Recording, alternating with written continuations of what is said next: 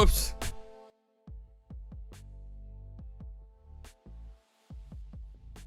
Hello, everybody. Welcome in. Friday. The weekend is here. I'm supposed to be going on Locked On Mavs today, but I have not gotten any additional information outside of that. But there's actually a lot to talk about today. I had a feeling that the Ja Morant news was coming out today, a little Friday media dump.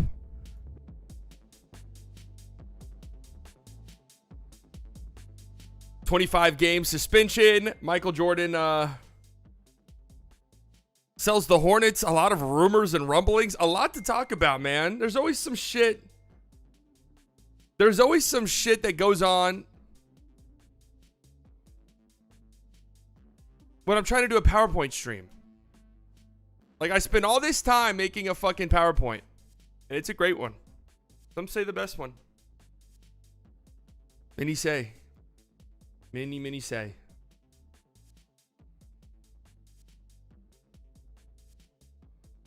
But what do you guys think about this? I think it's fair. I think it's fine. It's a lot. People are saying less than you're expecting. This is about what I was expecting. I wasn't expecting anything crazy, honestly.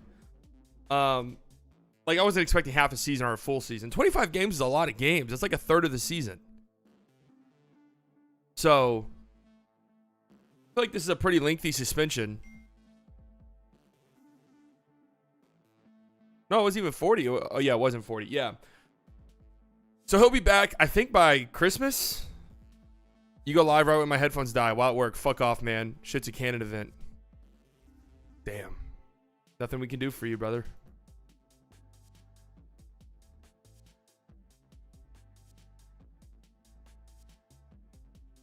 By the way, we are workshopping some shirts. There's probably going to be a limited shirt drop in the summer at some point for the My Favorite Team Wants to Kill Me shirts.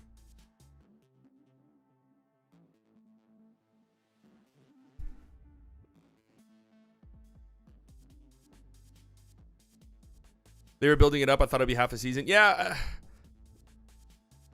Better hope Young Boy doesn't drive it up for 25 games. Hopefully the next step is him actually getting help. I don't want to psychoanalyze anyone. I don't know Ja Morant at all, but like, what he's doing is not healthy behavior. I mean, I feel like that's pretty. I feel like that's pretty fair to say.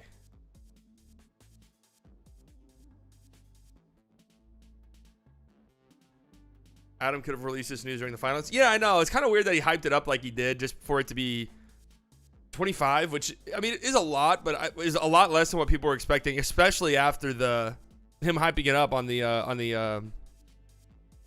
him hyping it up on the, what was that? The lottery? Either way, 25 games for Ja Morant. I feel like it's fair.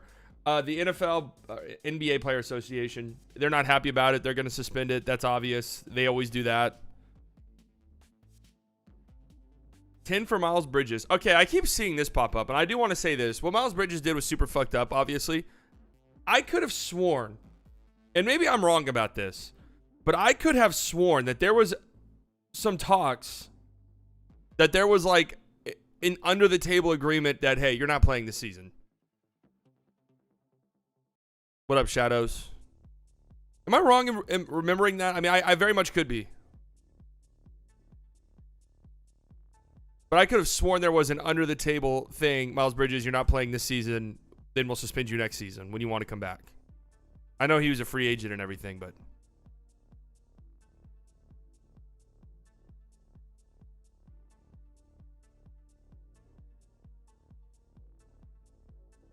What up, Matt?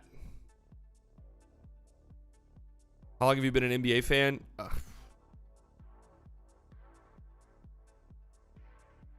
think the first Mavericks game I ever went to was like 2004. And I was like 8 or 9 years old, so.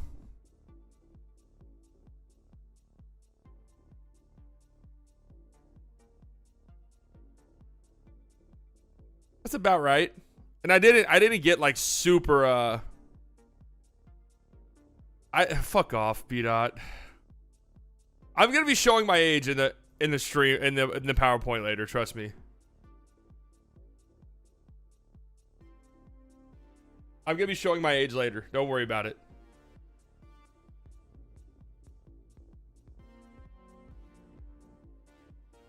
Can an old person do this? Huh?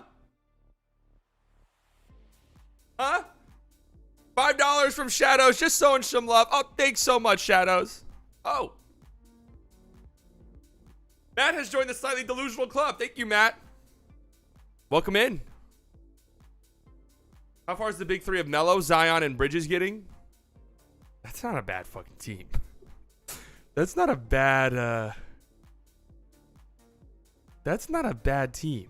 I was born in 2000. I still have all my life ahead of me. Trust me, I thought the same thing when I was 23. Next thing I know, I'm 27. So, you really don't. No, I'm just kidding.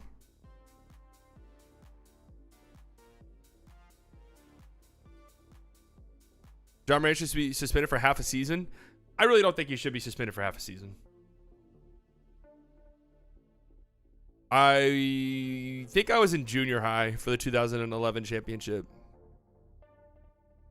Yeah, I have vivid memories of it. I have vivid memories of 2006. I would say it wasn't until like 2013 or 2014 that I became like super into the NBA as a whole.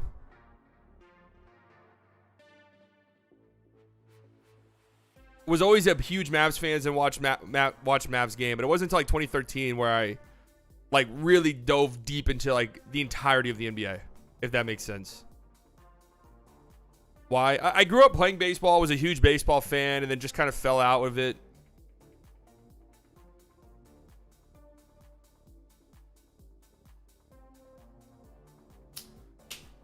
Yeah, the jaw suspension was fine.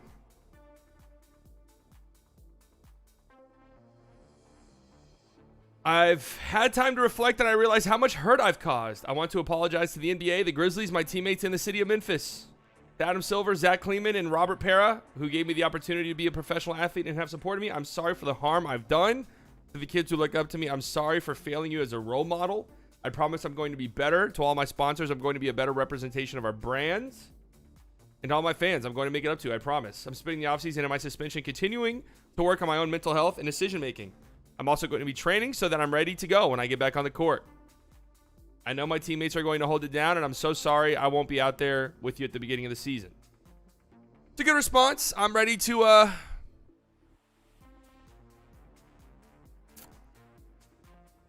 want him to get better. I mean, Ja's one of the most special players in our league. So, like, I think we should all be collectively rooting for him to figure it out. He's still so young. Like, he definitely will.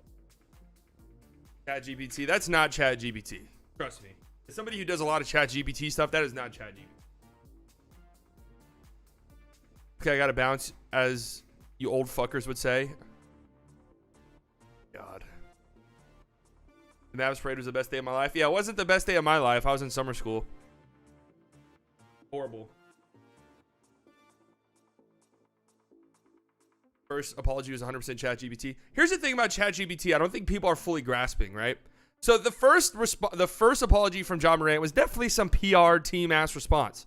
It sounds as if it's a ChatGPT because ChatGPT just combs the internet.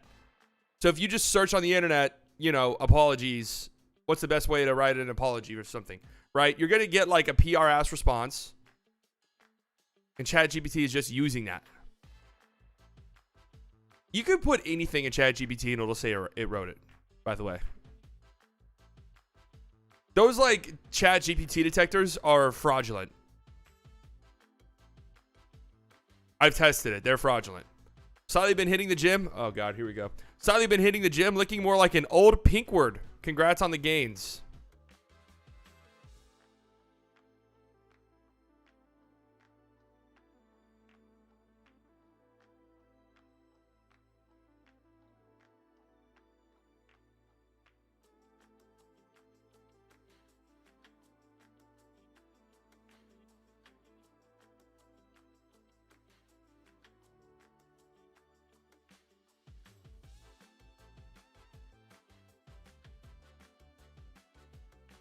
You guys got to stop bullying random people in here, man. Josh's 23, but dude, that's young. Like, that's fucking young. Why are people comparing you to Ethan Bernard? We're not talking about this. I don't know who these people are. God bless them. I wish them all the best in their lives.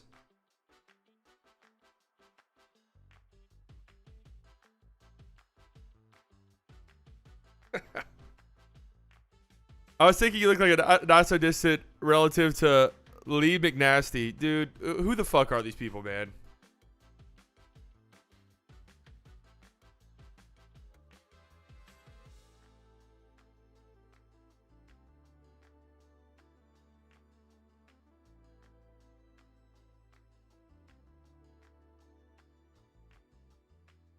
Oh, this is the TikTok guy?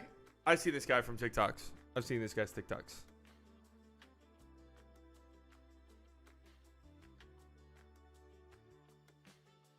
All right. No more you look like this guy. No more you look like this guy for the day. We've already exhausted all of that. We haven't gone on FanSpoke in a while. We're not going today. We have too much to talk about. And I have a whole PowerPoint presentation for you guys.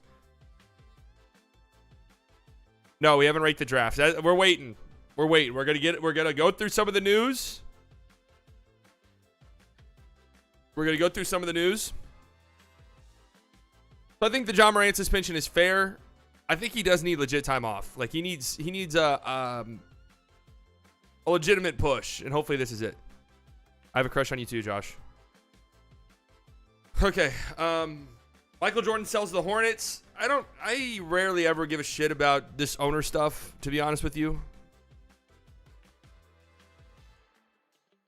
Did you see the report that the Mavs are going to reconstruct their centers? I did. I saw the report that Christian Wood's not coming back. Good riddance. I mean, rarely ever do I pat myself on the fucking back, but man. Michael Jordan is selling his majority stake in the Charlotte Hornets to the Gabe Plotkin, Rick Schnall group for an approximate $3 billion. Really? Damn, the Suns went for 2 times that? Well, also, I don't know the stakes here. I wonder what this does for the Hornets pick. That's actually a legit good question because MJ had some say in what went on with those picks, but it's just crazy how these people can be like multi-billionaires. I've like never even heard of them. There should only be like 1 billionaire. There should be no billionaires, but like if you're a billionaire, like everyone should know who you are. I don't even know who the fuck these people are. I guarantee you I could do a 30-second Google search and we would discover how horribly monstrous these people are. Not going to, though. They taking Brandon Miller? We already know this. I don't think so, man. I'm looking. My bookie claims that I can draft on the. I can bet on the NBA draft, but I cannot seem to find it.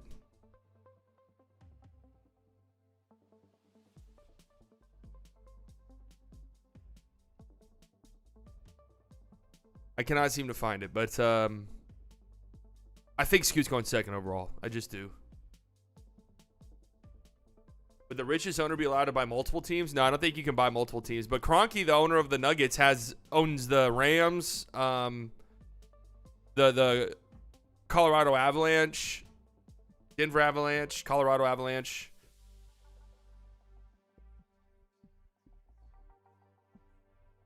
Dude, I have successfully curated my Twitter timeline to where I do not see Mav shit at all. Outside of like national news reports about them. But anytime it leaks through, it's like everybody is crying and complaining about fucking Nate McMillan not coming to be the assistant coach. It's like, dude, we don't have to cry and complain every day. Like, we just don't. What happened in the past 2 days that made Brandon Miller better than Scoot? Oh, it hasn't been the past few days. It's been pretty much the whole year. Not the whole year, the whole like past month. Brandon Miller has been consistently picked ahead of Scoot. I think the idea is he fits better next to Melo, but I don't even think that's necessarily true.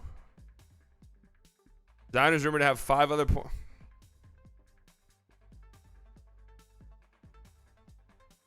When did fan bases turn from being over the top optimistic to shitting on them left and right? Well, I mean, to be fair, it's not like the Mavericks give you a lot to cheer for and be hopeful for.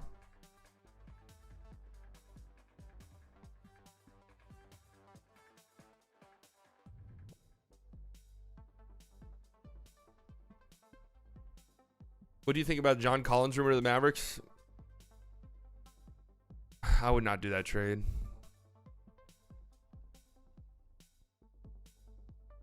I just wouldn't do it.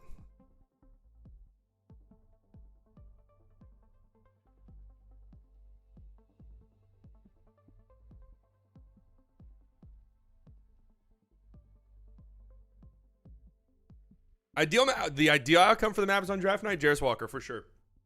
We are streaming on the draft, by the way. We are streaming on draft night. Next week's going to be busy, man. Busy, busy, busy. I'm honestly hoping I can have something on the channel every day for the next week. That includes a video tomorrow, video Sunday. Kyrie resigning is inevitable. Miami scares me. You want to know something crazy? I have a bold prediction. I think Miami gets Beal and KP. I don't know how it would work financially.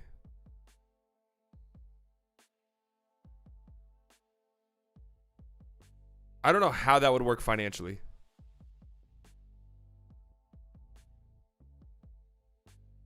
Like on the SJ pod, they mentioned about how the Mavs screwed up by taking Hardy in the second round and losing a cheap year.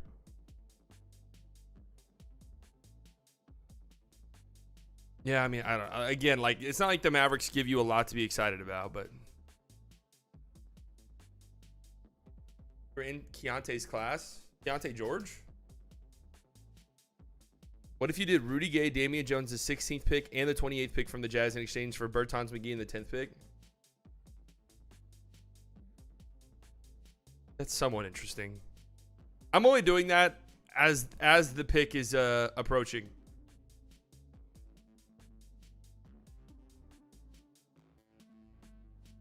I do think part of it, and I'm guilty of this too, because I was super fucking negative for most of the season. Like, most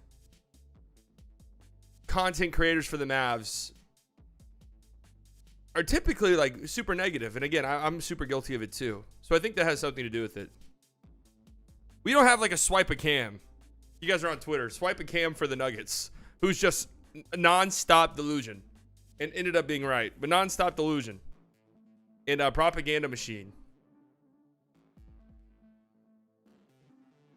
Heard if you get another team's pick in like 2024, you can bypass the stipend rules. Yeah, because they'll have like an actual pick then.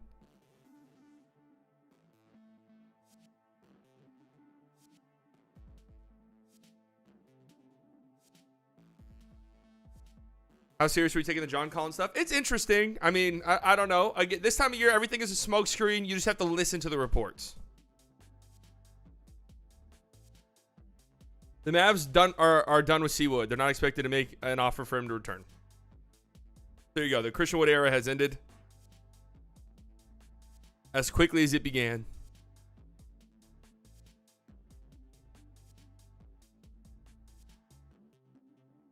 I'm so interested in his market. If Christian Wood got like the minimum somewhere, would we be shocked? If only Seawood played 5 minutes more a game last season, could have beat the Nuggets. That's true. That's so true.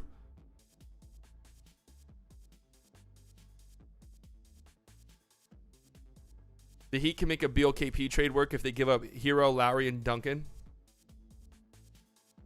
What do the Wizards stand to gain from that, though?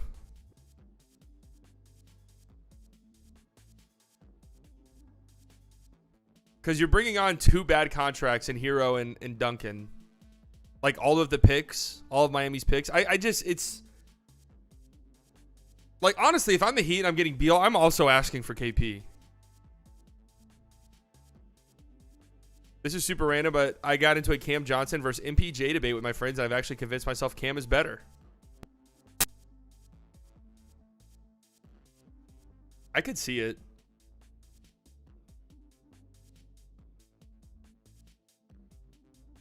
I could see it. I feel like there was some other new stuff I wanted to talk about. It does sound like Beal's getting traded. He's getting permission to talk to other teams. So it does sound like Beal is probably going to get dealt. Eric Pincus mentioned something like Seawood maybe trying to get the full mid-level exception. I could see that. But if you're like a contending team looking to give out your full MLE, is Christian Wood the guy you're knocking, whose door you're knocking on? I don't know. I could see like the Heat actually going after him, putting him next to Bam. Tell someone proposed a 3-team trade where the Mavs give up Bertans, Tim Hardaway Jr. the 10th pick and get Chris Middleton, and Beal goes to the Bucks. That's too much for Chris Middleton. I'm not doing that. It just doesn't make sense for the Mavericks. Should we just do a quick little Fanspo run? Yes or no? Should we just take a quick look at Fanspo? We haven't gone on there since the Beal stuff.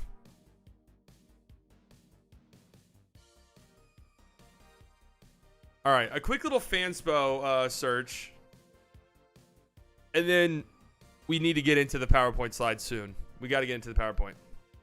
All right, hell yeah. Immediately. I love it. Immediately, the first trade we see, minus 35. Oh, love it.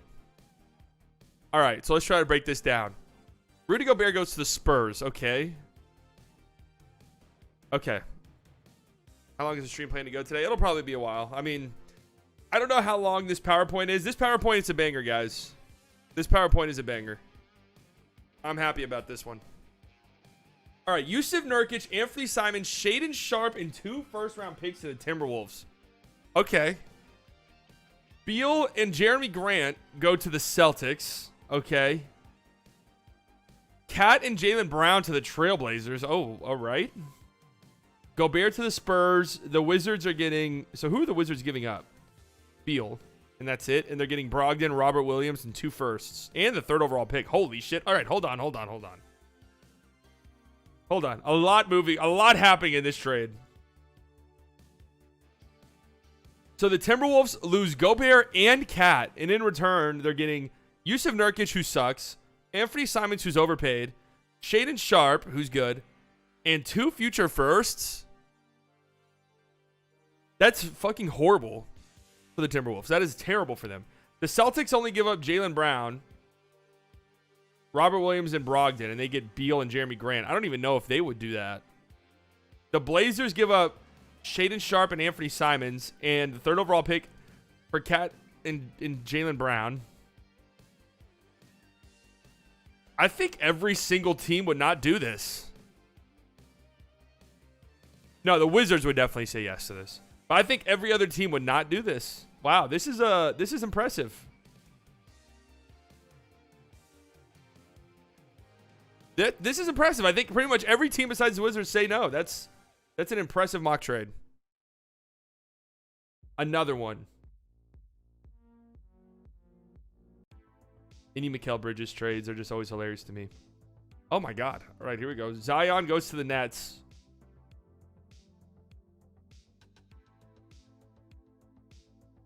Okay, holy shit. Let's look at this.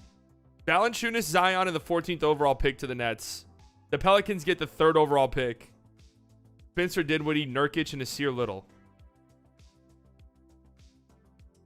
The Trailblazers trade Anthony Simons, the 3rd overall pick, Nurkic and Little, for Patty Mills, Royce O'Neal, Mikal Bridges, Nick Claxton, Cam Thomas, and the 22nd overall pick.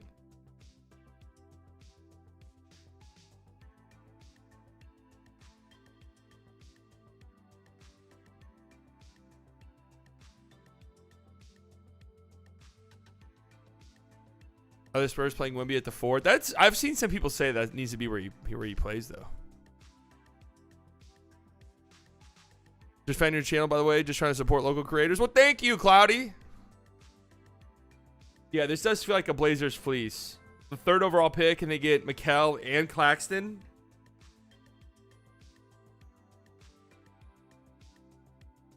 I don't know. I feel like this isn't horrible. I kind of feel like the Nets are fleecing, actually. Nets are getting Zion, the 14th overall pick, and Simons for the 22nd overall and Mikal Bridges and Claxton. Yeah, the Nets. I think the Nets would like that. I think anybody would love to have Scoot Henderson to have their own Anthony Edwards. I mean, if Brandon Miller goes over Scoot Henderson, I would just be speechless. I would be speechless. Hold on, I'm about to sneeze.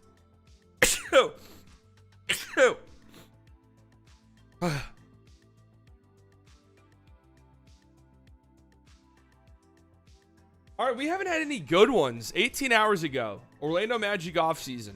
All right, this is a plus 11. Holy shit. Magic get Bradley Beal. Huh. What's Scoot's ceiling? I would say all NBA. Did you see the police chase that ended at AT&T Stadium with the guy playing the clarinet? What the fuck? No. I don't watch police chases. I don't like them. Like, people die at the end of them sometimes. I'm just not really my cup of tea. So the Magic get Bradley Beal. They signed George Hill and James Johnson. Okay, some vets. Oh, they go get Christian Wood. Okay. Fred VanVleet. They bring back Mo Wagner. They bring in B-Ball Paul.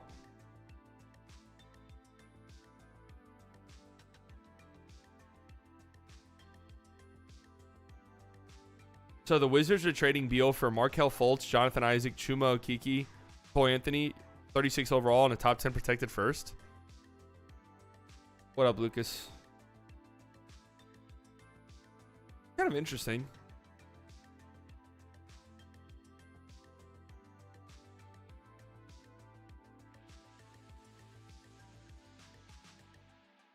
Bill cares about the trade. You guys said to go on FanSpoke. I'm on fucking FanSpoke. Oh, God. Oh, God. Oh, Christ. Kyle Lowry, Thaddeus Young, Joe Wieskamp in the fucking 18th overall pick for Kyrie.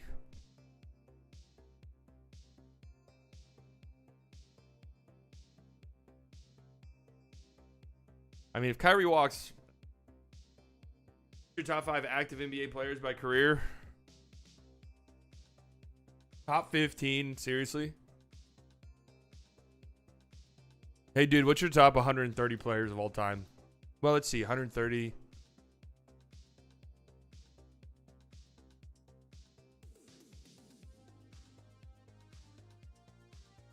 I got like a fucking spider bite, dude. And it is fucking with me. What do you think of Bradley Beal to the Kings? I think that's interesting. I think they should go after OG. So the Heat get OG and Kyrie. This feels like a terrible return for the Raptors.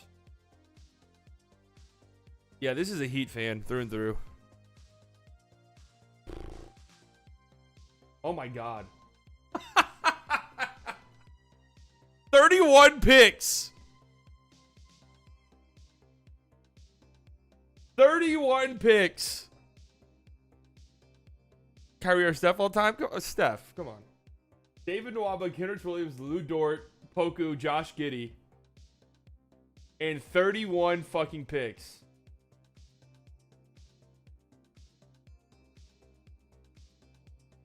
Heard you have a spider bite. I hope it's not too serious. No, I mean, I think it's been like there for like a week or two. It's just like a ball on my arm, and it's like so itchy now.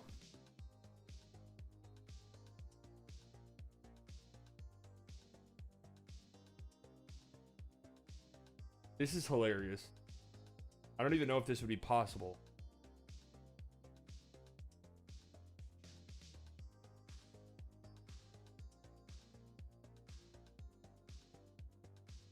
It's either a spider bite or like a what are those called?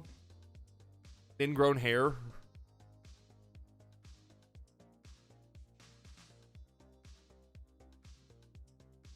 No, it's not a fire ant. Oh, here we go. We have a trade for the Mavs. I don't even know who this is. This should be juicy. Oh God. Oh, okay. Hold on. Let's let him cook.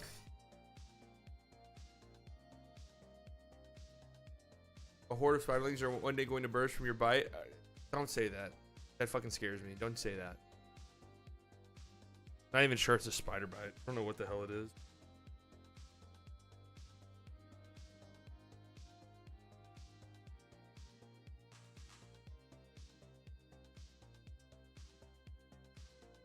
Mavs get Boyan, Clint Capella, 44th and 46th. They trade Bertans, JaVale, Tim, and the 10th overall pick to the Hawks.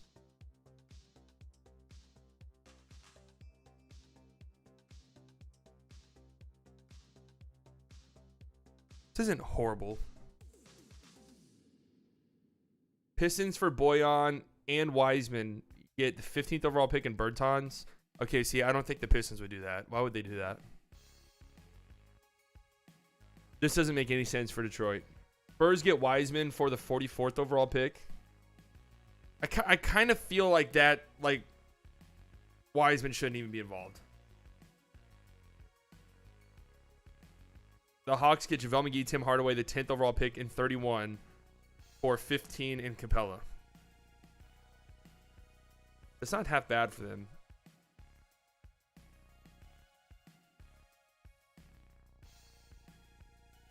This is not terrible, only because I would like Clint Capella. Let's see what the comments say. Pistons pass. Yeah, I kind of agree. No from the Mavs, really. I think they would consider it. Oh, James fucking Wiseman. Oh, God. Bertans, Tim, Josh Green, and 10 for Boyan and Wiseman. I would redact it myself.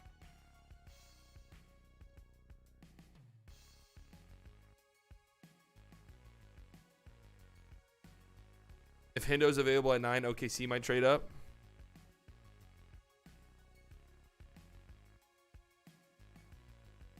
Hendo?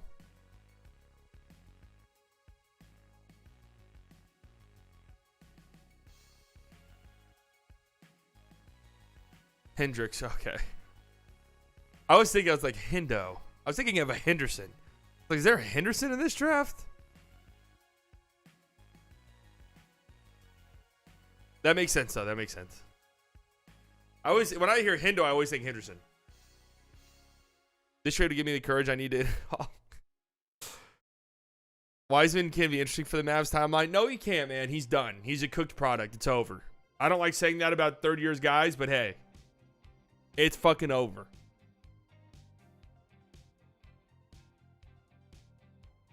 Every other trade on here is the Mavericks. Have you noticed that?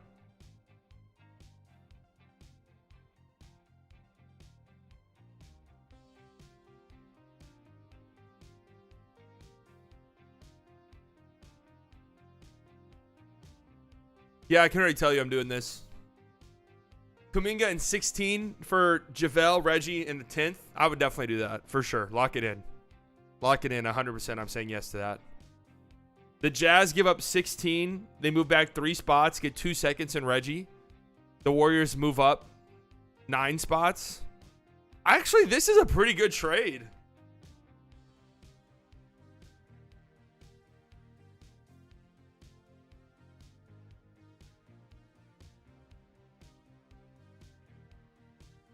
Oh. Whoa, hold on. We got a battle here? Hold on, we got a battle in the comment section. Warriors pass. McGee is washed and no point in bringing in another rookie that Kerr won't play. See, I actually kind of agree with this guy. I don't understand the logic. That was a bullshit article this morning by ESPN's Jonathan Givani. That doesn't even quote a source for the speculation. Okay, well, nobody ever quotes sources. Like, have you ever read an article ever in your life? It is a total clickbait article. Why would the Warriors, trying to contend for chips, want to trade away a promising young forward and a former number 7 pick with 2 years in their system for a rookie that Kerr will not play? 9 replies. I don't think it's total BS. Big chance they're trying to get a top 10 pick to move to get a player like Siakam or OG. Publications back their credibility on the facts they report. Factual information is conveyed to the public by insiders that work for a company or organization or sources. The fact that Giovanni cites no sources means that he is spitballing, trying to generate online traffic to ESPN. Has this guy never read a fucking article ever in his life?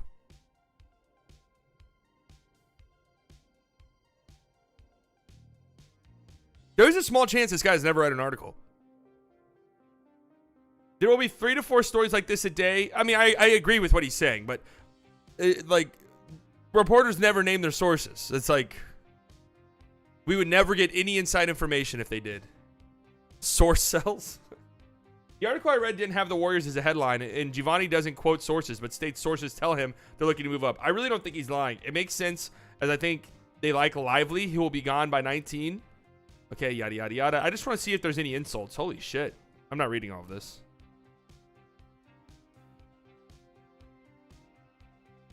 Unless he cites a front office executive or coach. Dude.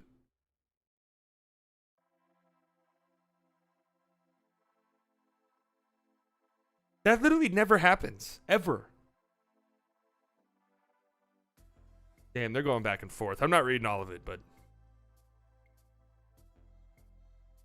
Damn. Salacious. He's opening the thesaurus. You don't know your ass from your elbow. Go focus on the Mavs and Luka's fat ass.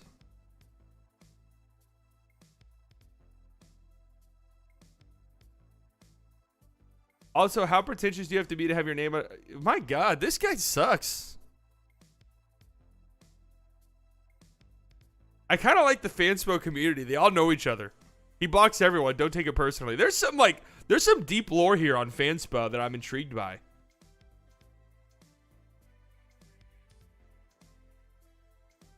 Some deep lore over on FanSpoke. I need to consult a lore master. What would the Pelicans offer for Scoopy? Well, this, I can already tell you this looks terrible. Najee Marshall and Herb Jones for the 14th overall pick. Oh, well, 4 first-round picks, but I don't feel like... Trash-ass trade. I feel like if they... Real GM boards have a lot of lore, too. Yeah, I mean... I'm always really interested when I go on any like forum, whether it's like a real GM or Reddit or something, and like there's always reoccurring characters. Like everyone's like, oh yeah, that guy. Even on Twitter, people always quote or tweet people's usernames without adding them. You guys know what I'm talking about? They'll be like, oh, I know Bias Slightly's going crazy to this or something. I'm not, never me, but like.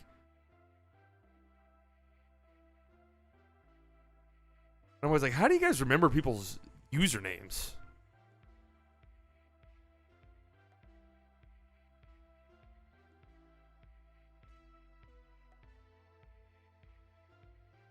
I found out a few years ago that my dad was the all-time highest rated poster on a forum. Was absolutely shocked.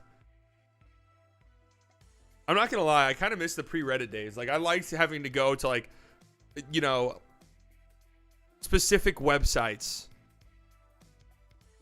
for the forum discussion. Like I remember way back, like when I was 11, I was deep in some Activision forums for Call of Duty when I was going hard on Call of Duty.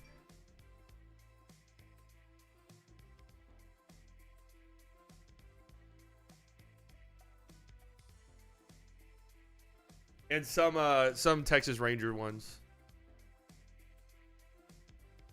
Warriors fans are just smarter than all of us. They've had the pleasure of getting to comprehend Steph's gravity for years. True. That's very true. My cat's here while I'm streaming? Must be really bored. Any other Mavs trades? Okay. Kyrie sign trade, the Mavs might actually do. Well, I'll be the judge of that. Beal and Jared Allen. Reggie Maxey, a future first.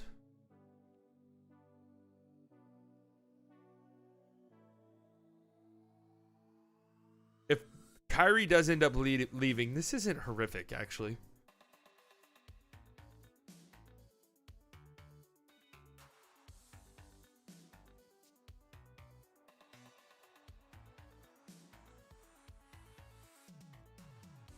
I can't wait till draft night, getting red wedding vibes, everyone gonna get traded. That's what this is the hype before every draft, though, to be fair. I feel like every single draft, they say this might be the most active draft ever. They literally say it almost every single time. This might be the most active draft trade-wise ever. It'd be like 4 drafts, 4 trades. But there is always some trades though.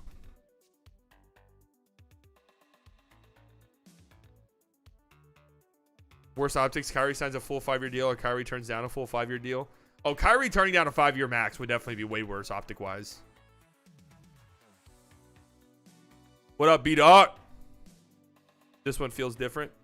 If this one actually does feel a little bit different because the new CBA has teams panicking and there's so many teams in the top 10 that have multiple picks. Or we're going to be reaching this interesting point in the NBA soon. Like, we are fast approaching this time in the NBA where the Thunder have 1 trillion picks that they can't keep all of them. The Knicks have 1 trillion picks. The Jazz are going to have 1 trillion picks. Like, all of these teams are going to have 1 million picks. They can't make all of the picks. They're going to have to be active in trades. We're reaching an interesting time. The new CBA has teams panicking. There's going to be a lot of trades. A ton of trades. Like, you look at just teams in the top 10. The Magic have multiple picks this draft. The Pacers have multiple first-round picks. I'm sure there's more, but my brain stops functioning there. That HP guy said teams are about to do some dumb stuff. I did see that too.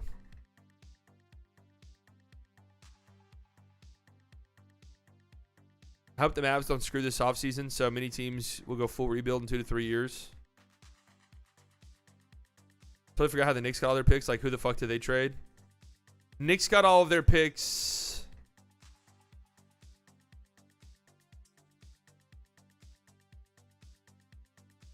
They were just smart. They got like the KP trade. They got first for Marcus Morris. They were just trading off assets. It wasn't like one huge trade. Yeah, Spurs have a lot of picks. Aren't teams like OKC screwed, actually? They can't sign everyone. They'll have to make choices and move off guys in a few years. Yeah, they're going to have to consolidate their assets. Rockets, too. Well, the Rockets don't even have their own picks the next, like, fucking 4 years.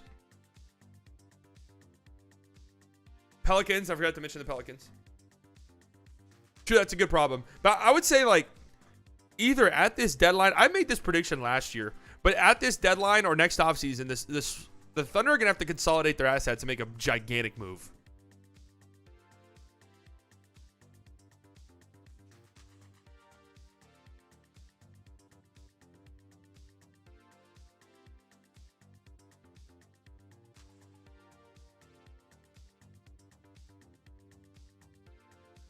They're going to have to make a big move.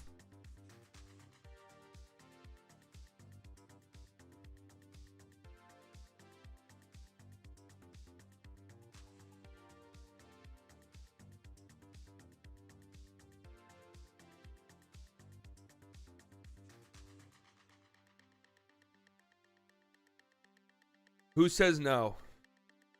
Oh, Christ. Mavericks are getting 8 players. Let's see. All right, before I even see what the Mavericks do, they're trading the 10th overall pick, JaVale McGee, Reggie Bullock, Tim Hardaway Jr., and a future first. All right, so they're giving up everything. Gafford, Avdia, Kuminga, and the 19th overall pick, and bringing back Kyrie. Davis Bertans dies. What is this? This is your trade, Bliss? You killed Davis Bertans? What the fuck is that?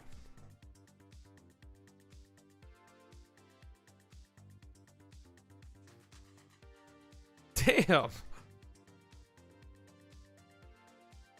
Yeah, I mean, shit. All right. Mavs get out of that contract. At least it's not terrible. Gafford, Avdia, Kuminga, and 19. Bring back Kyrie. Bring in Grant Williams.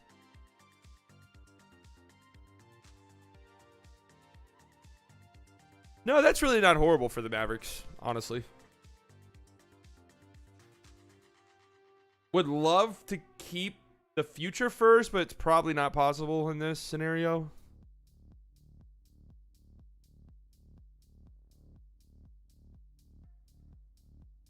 I feel like the Wizards probably don't do this.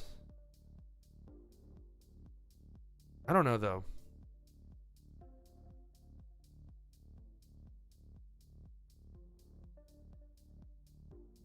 pretty interesting. Warriors say no, McGee is washed. Well, for the Warriors, it would be more so getting top 10. Well, we could direct you to the Warriors master that we saw here.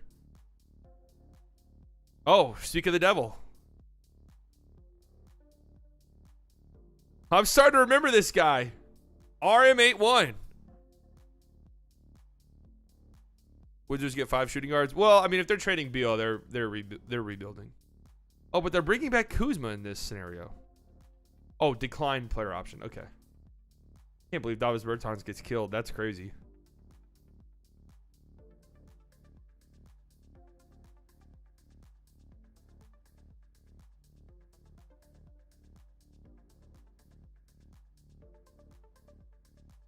Dude, this guy, hey, this guy is feisty.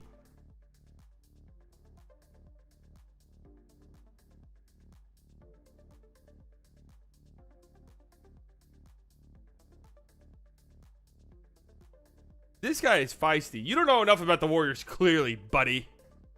I feel like I should just troll. I honestly just want to troll this guy. Am I signed in? All right. Comments. Let's see. 2 hours ago. All right. Let's get in there. Nets get...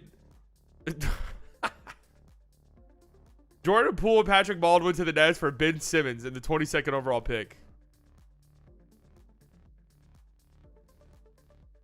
Clearly, you don't know enough about Ben Simmons. Have you seen his summer workout videos?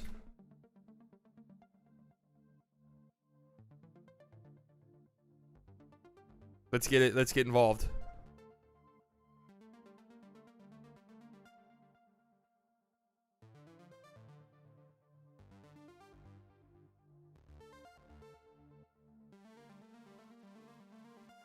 Warriors would pass.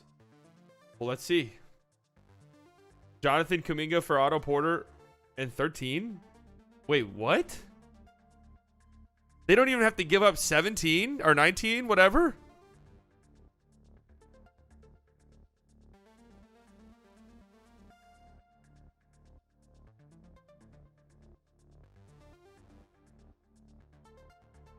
We're about to talk about Otto Porter here in a second.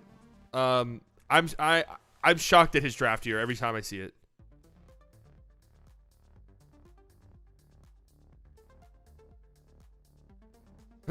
What's up with all the Ben Simmons to the Warriors?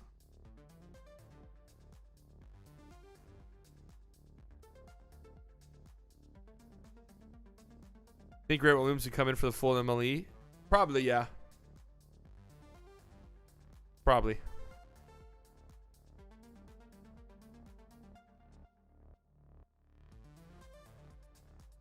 All right, I think it's time. Are Kuminga and Josh Green on the same levels as of right now, or is Kuminga a little bit better? I think Josh Green's a little bit better. Kuminga is still very much a raw prospect. Here's my thing with Kuminga. He's a prospect and a project the same way like most top 10 picks would be. He just has 2 years in the league. But he's still incredibly raw.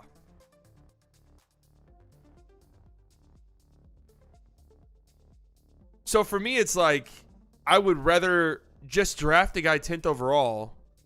And I'm talking about trading the 10th overall pick for Kuminga straight up, which is what I saw. I don't want to do that. I'd rather just draft the guy 10th overall, have him on the rookie deal for 2 years longer. Like, Kuminga's contract eligible next year.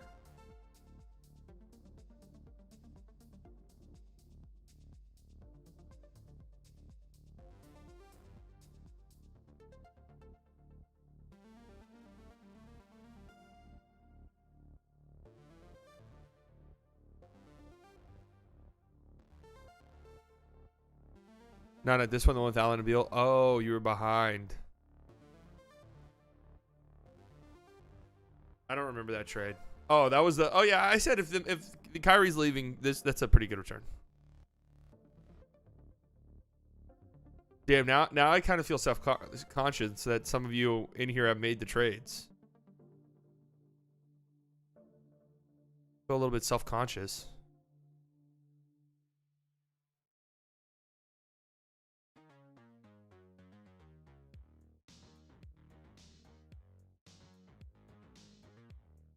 All right, that's enough FanSpoke. FanSpoke kind of fallen off. Just how you will the Wood trade. You need to will the 10 for Kuminga trade now. No, I don't fucking want that. I'll will 10 for Kuminga at 19. How about that?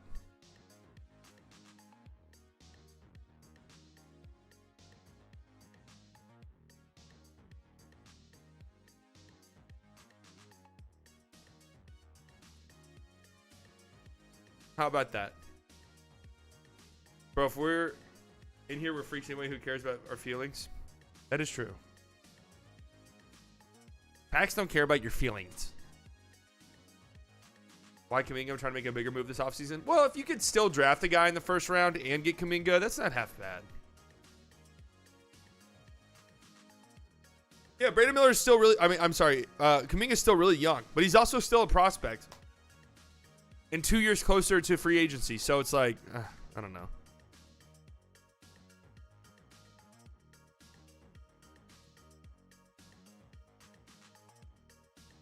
Just feel like I'd rather have the cheaper guy who I have under contract longer.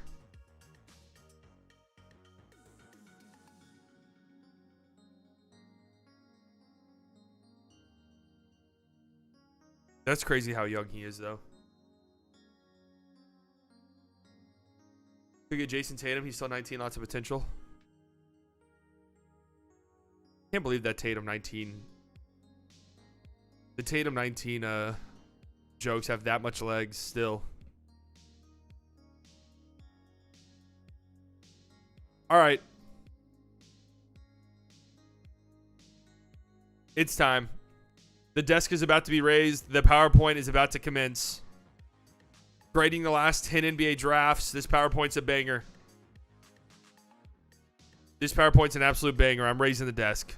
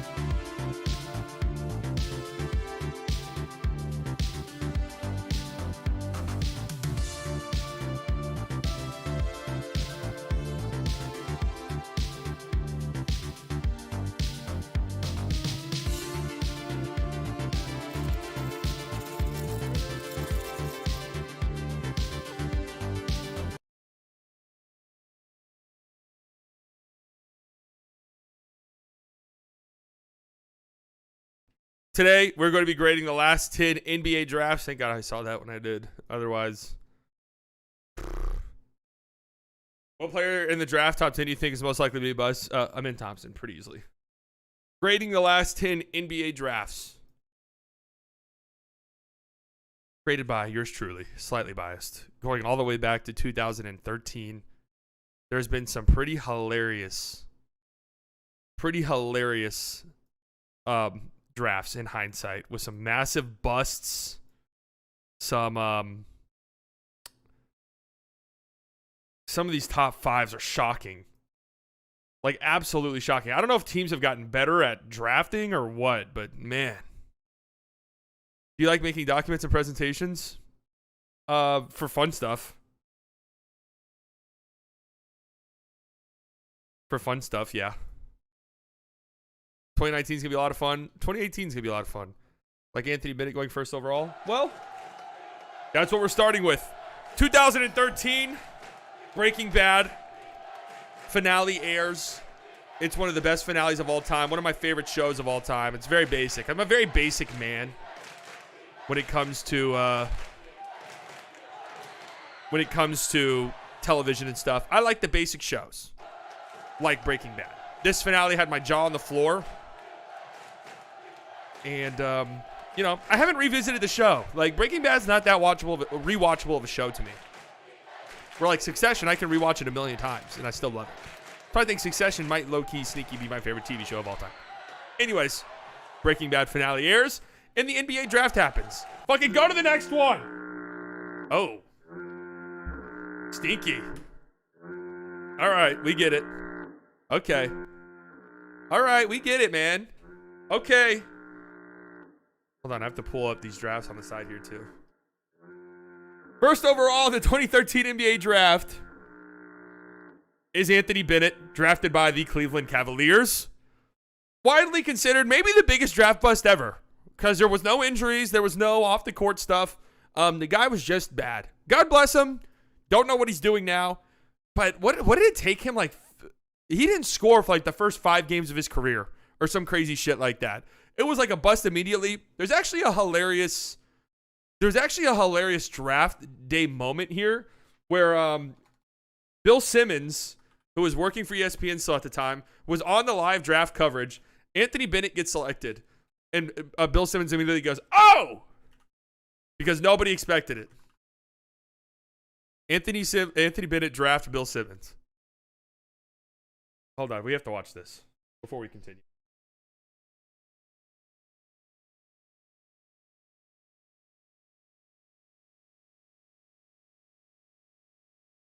What about Bill Simmons' reaction? Can we get the live reaction? Good long-term fit with the nucleus Cleveland has right now? I don't worry so much about the current fit because a lot of guys aren't on your right. Reese, I need medical help. The look of shock on your face. Anyways, nobody was expecting Anthony Bennett to go first overall. To be fair, nobody knew what the fuck was going to go on in this draft. I remember that. And for good reason, because this draft was absolute ass. Victor Oladipo goes second overall to the Orlando Magic. Still in the NBA, still kicking. Obviously, super injury prone. Injuries derailed his career, so on and so forth. But especially for this draft, really not a terrible pick, second overall. And if you did a redraft, he doesn't go second overall, but he goes top 5. Otto Porter Jr. goes third overall. Yes, Otto Porter Jr. was in this draft class. I don't know why. It does not feel like Otto Porter Jr. has not been around that long. But then you think about it, and yeah, I guess it does kind of make some sense. But Otto Porter Jr. is still in the league. You just look at this draft. That's, you know, you are achieving if you are still in the league. Cody Zeller, who was just in the NBA Finals, getting rotational minutes for a team in the NBA Finals. He was drafted 4th overall to the Charlotte Bobcats. Michael Jordan loved him some white centers. Absolutely loved him some white centers. And Alex Lynn goes 5th overall to the Phoenix Suns. We're gonna notice a trend here. The Phoenix Suns fucking suck at drafting. Horrible. They are Devin Booker is their lone good draft pick. They are absolutely terrible at drafting. We will see it as time goes on. So this is the top 5 in this draft. Top 5 by win shares. We're also going to look at who. I went win shares because I was going to do points, but I feel like it's not an accurate representation. Win shares obviously shades more towards centers, but I thought this was just a little bit better of a representation of how good the players were. Number 1 is Giannis Antetokounmpo. Giannis was in this draft, 15th overall to the Milwaukee Bucks. We're going to talk about some Maverick stuff here in a tiny bit. But 15th overall to the Milwaukee Bucks, a great draft pick. Goes on to win 2 MVPs. Is he a multiple-time Defensive Player of the Year? Either way, Finals champion, Finals MVP. Fantastic pick. By far the best pick in this draft. It's not even remotely close. Rudy Gobert, also in this draft class, 27th overall. Originally drafted by the Nuggets and then traded to the Utah Jazz. Interestingly enough, that Utah Jazz nucleus, Donovan Mitchell and Rudy Gobert were both originally drafted by the Nuggets and traded to the Jazz. But Rudy Gobert, multiple-time Defensive Player of the Year, multiple-time All-Star. the second best player in this draft, I think, pretty comfortably. Steven Adams, who was also in this draft class. He goes 12th overall to the Oklahoma City Thunders, and it has carved out a pretty nice career for himself. That is our boy right there, Mason Plumlee. Plum Dog Millionaire goes 22nd overall to the Brooklyn Nets. Plum Dog Millionaire.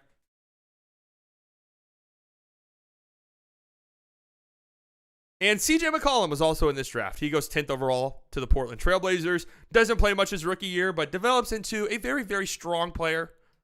Will probably go down as one of the better players to never make an All-Star game. So these are the top 5 in the draft by win shares. Some other notable draft picks. Dennis Schroeder goes 17th overall. You know, he's had a pretty decent career. Tim Hardaway Jr. was in this draft, 24th overall to the Knicks. He's got, what, 2 or 3 semi-big contracts? So Tim Hardaway's had a nice career. Michael Carter-Williams goes 11th overall to the 76ers. Yeah, that hairline is fucking nuts.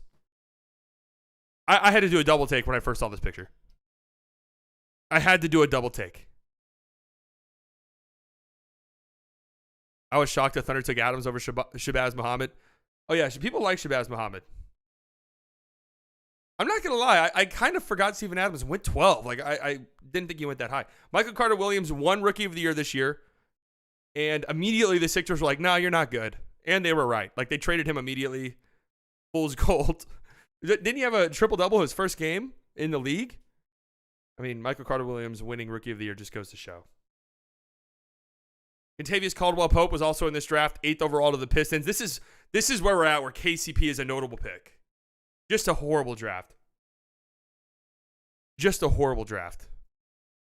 And Kelly Olynyk, also in this draft, goes 13th overall. Originally drafted by the Mavericks, but traded to the Boston Celtics, which brings us to the Mavericks. Oh, what did the Mavs do? So the Mavericks were originally 13th overall in this draft, 2 spots before Giannis Antetokounmpo got drafted 15th overall. Now, there's a lot of reports. You know the Mavericks love to do this. Mavericks love to do this where they jack themselves off. Oh, well, we almost did this. We almost went and got Kobe Bryant. Like, oh, we almost had Shaq. We were thinking about drafting Giannis. We were going to do it. Like, we almost did it. Like, we all have that one friend who is always like, oh, I was going to say that. You know, anytime they get like a question or an answer wrong to something or somebody else says something, they're always like, oh, I was going to say that. I was going to say that. Like, no, you weren't, bitch. They trade down in the draft and take Shane Larkin, who goes on to flame out in 3 years, I think, and is now playing in Greece, I believe, or some Euro League. He's one of the best players in Europe right now. But the Mavericks absolutely fucked this. They claim they really wanted. They claim they really wanted Giannis. What a disaster. Final grade for this draft is an F. It's horrible. I thought about giving it like a D- because of Giannis, but I actually can't. I can't. This draft was horrible. Absolutely terrible. Like, you have Giannis and Gobert. And outside of that, every other player is nothing more than just a strict role guy. Every other player in this draft is just strictly a role guy. I mean, you have like let's look at some of the undrafted players. You have Robert Covington, Seth Curry. Like, those guys went on to have better careers than pretty much everybody else outside of Gobert and Giannis. Matthew Dellavedova, Dwayne Dedman, Rodney Magruder. Oh, Nicola Melli, Mavericks legend. Daniel Tice, like, those guys, honest to God, went on to have like top 15 careers in this draft class.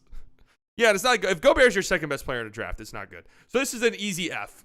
Starting things off with one of the worst drafts of all time. It's that bad. It's that bad. All right, moving on. Why does the audio always stop? 2014, Guardians of the Galaxy 1 comes out.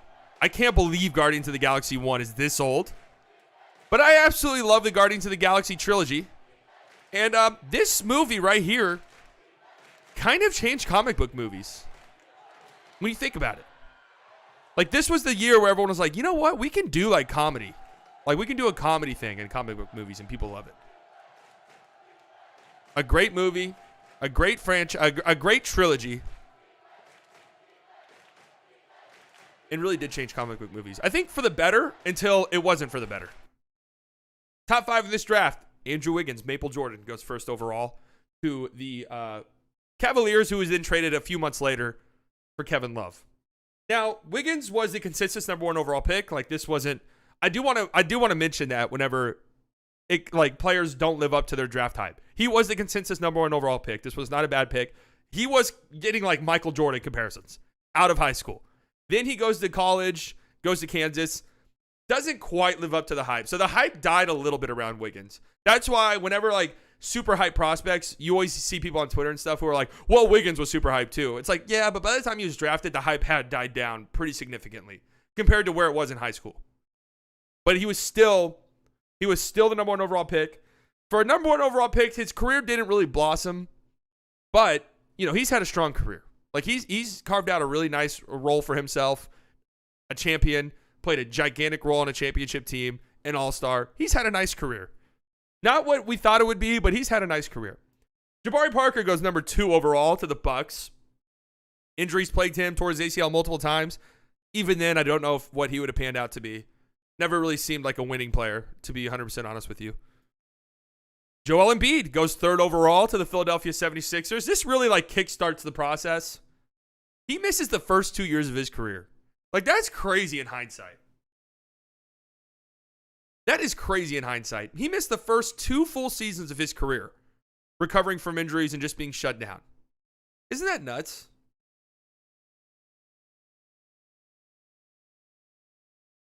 Isn't that crazy?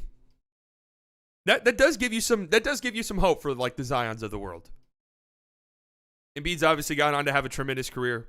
Aaron Gordon goes 4th overall. Solid. Was really good for Orlando. Has obviously gone on. A champion. A lot like Wiggins in a way. Just carved out himself a nice career as a role player on a championship team. Very big reason why the Nuggets won. Solid pick.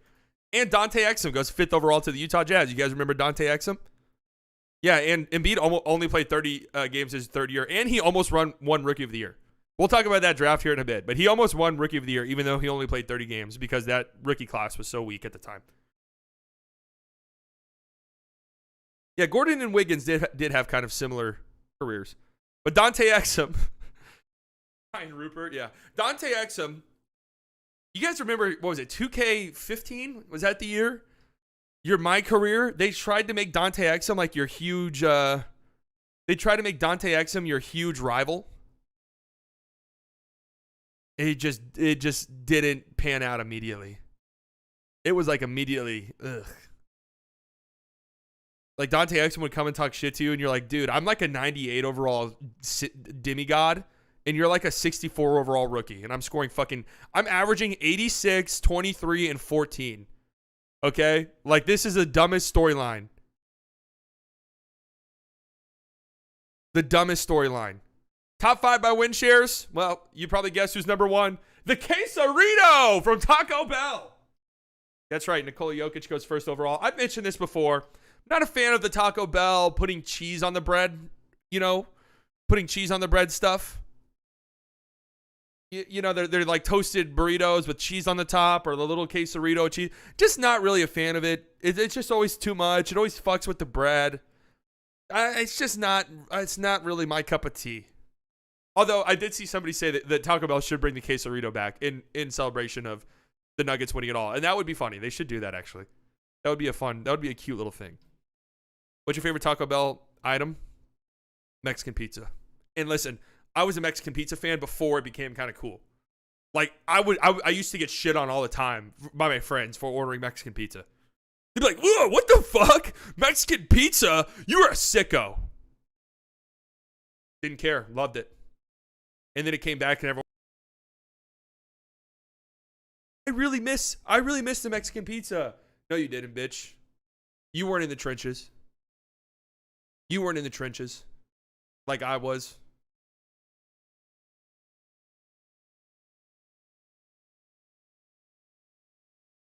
Clint Capella is number 2 in win shares in this draft. This is more of a longevity thing, a center thing as well. Like, a lot of centers are going to be here. 25th overall to the Houston Rockets. A really, really solid pick. A great pick. A great pick for the Rockets. Goes on to have a great career. Still having a good career. Embiid, third. So you got 2 MVPs in this draft. 2 of the better centers in the history of the league, or at least in the past 20 years in this draft. The 2 best centers in the past 20 years, right? I mean, who would even be close? Like Tim Duncan was out of his prime. Shaq out of his prime by then. Actually, what am I talking about? 20 years is only 2023. Who are top 5 in VORP rankings? Well, you know Jokic is number 1 in VORP by like a country mile. Oh. You guys didn't see that.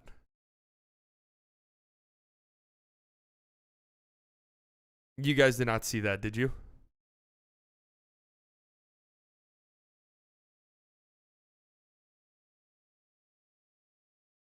The number 4 player by win shares in this draft is Dwight Powell.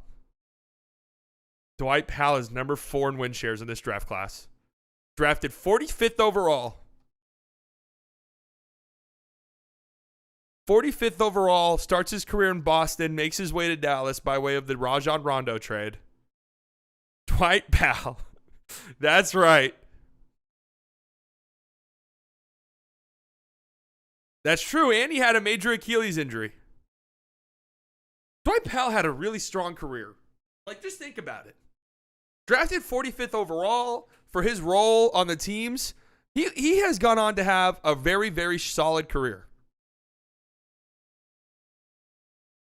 Like, I know Mavericks fans like to shit on him, but he really has done great for himself. Shout out to him.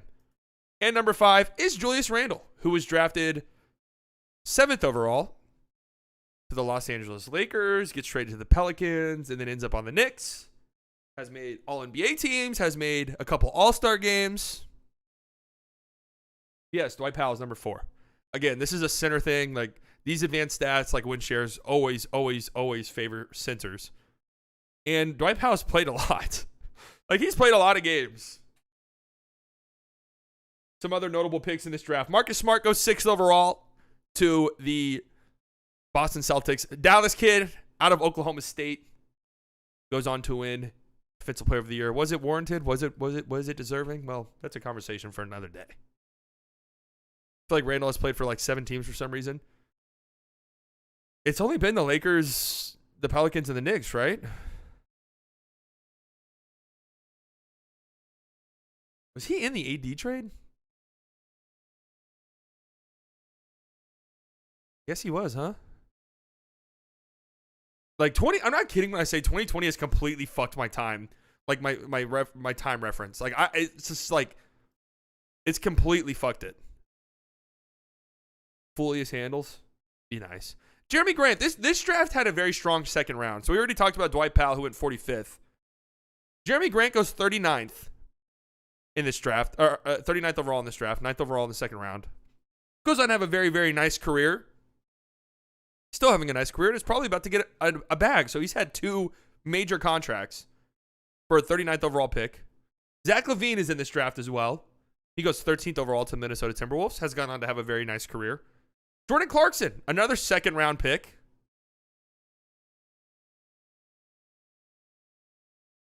He goes 46th overall. Has also gone on to have a very nice career. And Spencer Dinwiddie goes 38th overall. A very, very solid second round in this draft. Joe Harris also went second round. Kyle Anderson went 30th overall. Thanasis Antetokounmpo was also in this draft. Dinwiddie getting smacked in China. Dude, so what? Maxi Kleber, undrafted in this draft. Torrey Craig, undrafted in this draft. Those 2 guys still in the league. Is Kim Birch still in the league? Simbular, you guys remember him in 2K? I think that was the last time I ever played my team because everyone just ran Simbular, who was like a fucking 50 overall, but he was 7'8".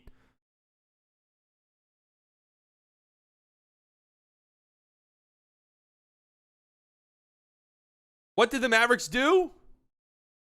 They did not have a first-round pick in this draft because they traded it for Lamar Odom. Yep. But they had 3 other picks. I don't really remember how they had it.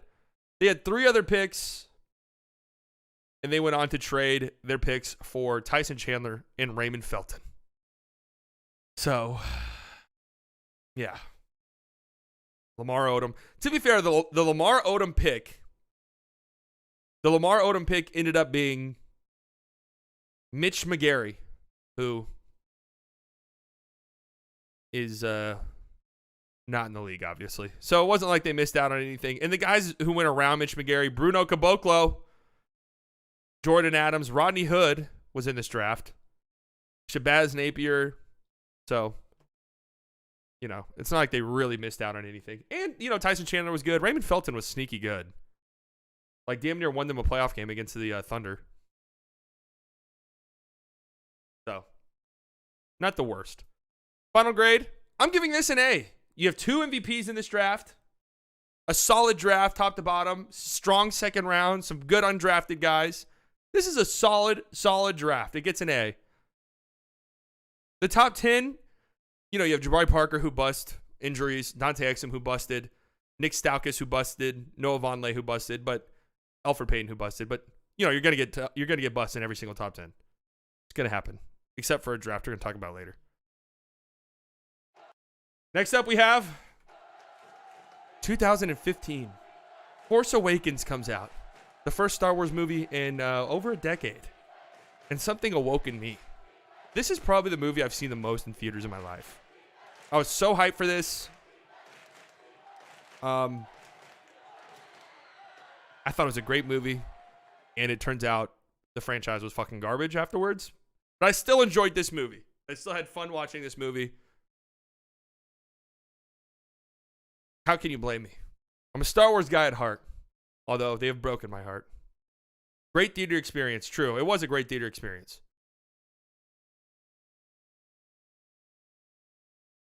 Top 5 in this year's draft.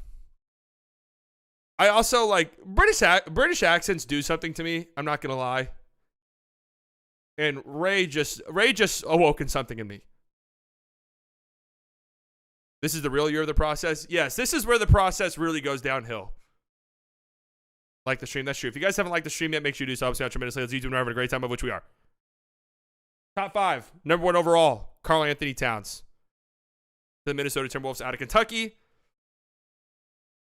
I actually wouldn't say that this was a consensus number 1 overall pick at the time, even though it kind of was. There was a camp that thought Jahlil Okafor should have been number 1. There was a camp. No, I liked Rogue One. I liked Rogue One. I was mainly saying the next 2 movies of that specific trilogy were fucking terrible. Karl Anthony Towns goes number 1. Was that the Kentucky team that almost went undefeated?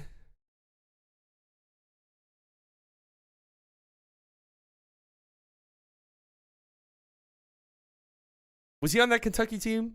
Right? That was the one. Yeah, it definitely was. Cat is good, guys. He's just not a first option. Cat is not a bad first overall pick at all. At all. Number 2 is D'Angelo Russell. This was also an interesting time in fashion, by the way. This 2015, 2014, 2016 era where, like, very briefly, like, nerd was in, but, like, not, like, traditional nerd. Not, like, comic book nerd dressing up. That would eventually become somewhat cool, where it's, like, you know, graphic tees, bands. It was this shit. It was like 1950s nerd. It fucking sucked.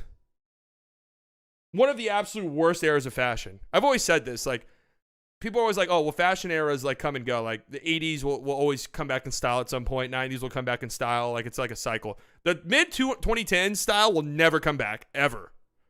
This will never be cool again. Ever. You had dudes wearing, like, sweater vests over t-shirts. It was terrible. Yeah, it was very Steve Urkel. Jahlil Okafor goes 3rd overall. The process is well underway, and it is derailing quickly. Like, we'll see. They fuck it up. The Sixers constantly draft in the top 3 over the next, like, 5 years and fuck up pretty much every single one.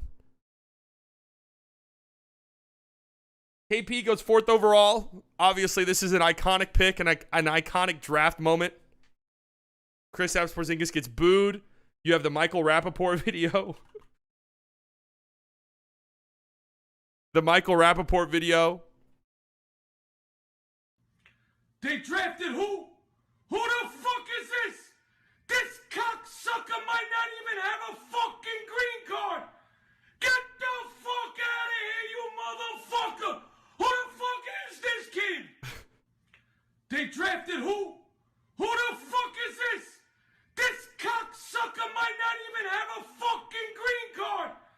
Get the fuck out of here, you motherfucker. Wait, where's Tingus Pingus? You 7'3". What the fuck did they do? Who the fuck is this? Who the fuck is Tingus Pingus? I never heard of fucking Latvia. Oh, a classic draft moment. And this was like really when Twitter was starting to pop off. Classic. Has actually gone on to have, I mean, they loved him immediately. It was pretty obvious he was good.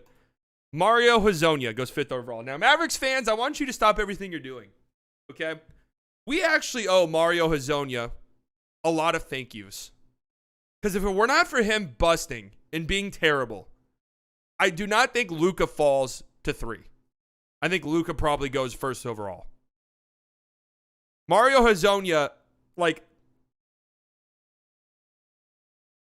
during the draft process in 2018, Mario Hezonja's name in Dragan Bender, yeah, we'll get to him. But Mario Hezonja, his name was brought up all of the time when talking about Luka. All of the time. Any Luka detractors or anyone who's like, I don't know if I want to give up a lot for, or I don't know if I would draft Luka that high. Mario Hezonja was always brought up. Always brought up. I mean, Mario, yeah, he had some great games for the Blazers. He had that moment on the Knicks where he stood over LeBron James. But he busted. And the hype was crazy. There was a lot of busts in this top 10. We'll talk about that here in a second. Top 5 by win shares in this draft. Karl Anthony Towns. Makes sense. Makes sense. Montrezl Harrell. Again, leans towards centers. But Montrezl Harrell, drafted 2nd overall in the 2nd round, 32nd overall, by the Houston Rockets. Goes on to have a pretty solid career. Montrez was like a college legend. Montrez was like a college legend. Miles Turner goes 11th overall in this draft. He's gone on to have a great career. Yeah, Montrez, 6th Man of the Year award winner. That is right. Devin Booker, who goes 13th overall, another Kentucky guy. So there's 4 Kentucky guys who go in the top 13. Cat, Willie Cauley-Stein, Trey Lyles, and Devin Booker. All part of that nearly undefeated Kentucky team. And what's funny is Devin Booker came off the bench. Andrew Harrison also got drafted in this draft from Kentucky. Did both the Harrison brothers get drafted, or did one of them go undrafted? Aaron Harrison went undrafted. So lots of Kentucky representation in this draft. And KP closes it out. So top 5 by win shares. Cat, number 1. In a redraft, I think D-Book goes number 1 overall, right? Pretty easily. And that's kind of crazy that this draft was in 2015. Devin Booker is what, 26? Yeah, Devin Booker is only 26. He'll be 27 at the start of next season. Still kind of crazy. Like, these guys have been in the league for so long. They're still so young. Some other notable picks. This is where things kind of get rough for this draft. Terry Rozier goes 16th overall. You know, had a strong career, I guess. A decent career. Norman Powell, 46th overall. Great 2nd round pick. It's interesting. When I was doing research about this, everyone said Norman Powell was a steal of the draft. Kevon Looney, he goes 30th overall, last pick of the 1st round to the Warriors. He's going to have a great career. And then things go downhill from here. Emmanuel Mudiay goes 7th overall to the Nuggets. Willie Cauley-Stein goes 6th overall. Stanley Johnson goes 8th overall. Why am I pointing these guys out? The top 10 was full of busts. Completely and totally full of busts. Cat, 1st overall, decent, right? Actually, I'm sorry. Cat's a good first overall pick. Like, you're okay with that. D'Lo, 2nd overall, okay, right? He's made an all-star game, whatever. Okafor, bust. KP, a good 4th overall pick. Injuries have derailed his career, but when he's healthy, he's good. Hazonia, bust. Cauley-Stein, bust. Moutier, bust. Stanley Johnson, bust. Frank Kaminsky, bust. Justice Winslow, 10th overall. Would like more. And then you look at the second round. From the 48th pick onwards. I'm sorry, 47th pick onwards. So the final, 13, 14 picks of the draft, only 2 of those guys ever saw minutes in the NBA. And that was Dakari Johnson, and Brandon Dawson, who are these guys? Nobody else played. That is very rare, especially in modern drafts. This is a newer thing. Everybody plays. If you get drafted, you're going to play at some point. What did the Mavs do? The Mavs used the 21st overall pick on... The Mavs were memeing in this draft. This was a fucking meme draft for the Mavericks. This was a meme draft. Mavericks take Justin Anderson, 21st overall, and Satnam Singh, 52nd overall. Satnam Singh, one of the first, I think actually the first Indian player ever drafted. Does not play a minute in the NBA, is now a professional wrestler. Justin Anderson is out of the league. This was a complete and total meme draft. Bobby Portis goes 1 pick after Justin Anderson. Tyus Jones goes a few picks after. Tyus Jones was in this draft, huh? What the hell? How old is Tyus Jones? 27. You could have told me Tyus Jones was 23 and I'd have believed you.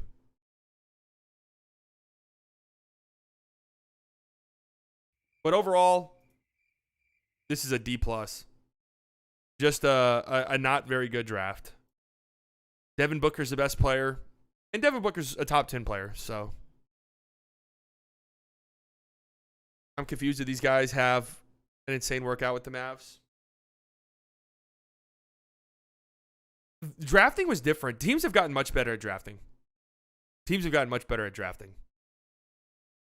But this draft kind of sucked ass. Let's see. Any notable undrafted free agents? Javonte Green, he's still in the league. TJ McConnell, he's still around. Royce O'Neal. Christian Wood was an undrafted free agent in this draft. There you go. Juan Toscano Anderson. Okay. Justin Anderson was supposed to be like kind of what Josh Green is. Yeah, prospects are just better too. That's true. But yeah, this is not a very good draft. I think if Cat is your number 1 overall pick, you know, especially because Cat's career, like he was supposed to be like the next dominant big. Devin Booker is the best pick in the draft. And if Devin Booker, you know, he's a top 10 player, but could do better. And the depth from this draft is just terrible. And there's tons of busts. This could have probably... Actually,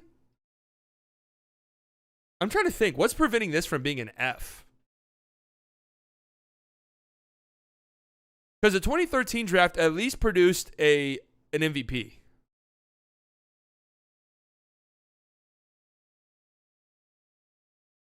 Actually,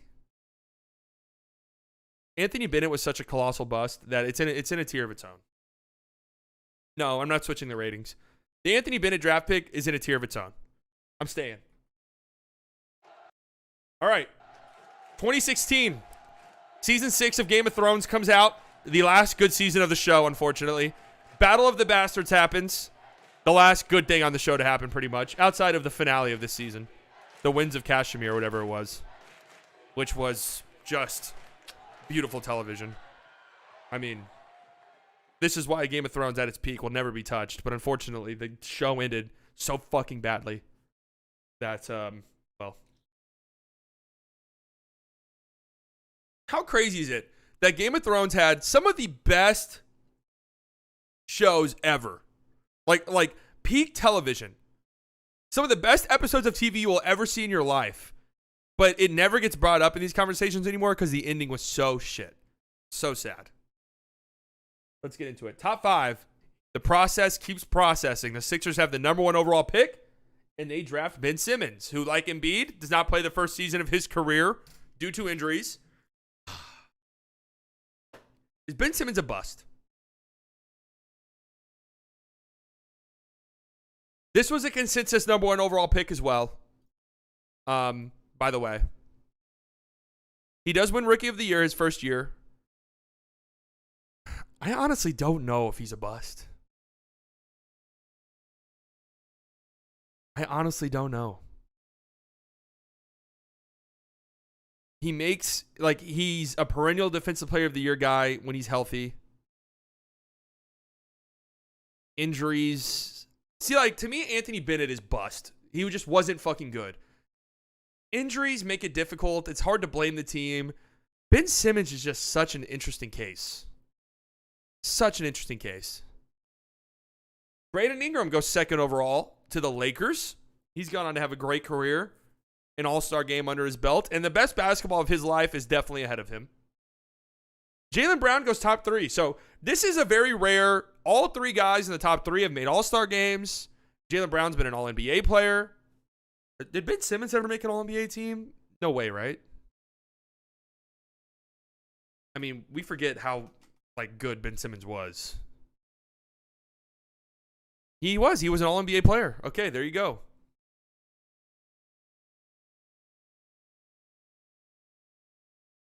Ben Simmons did make an all-NBA team.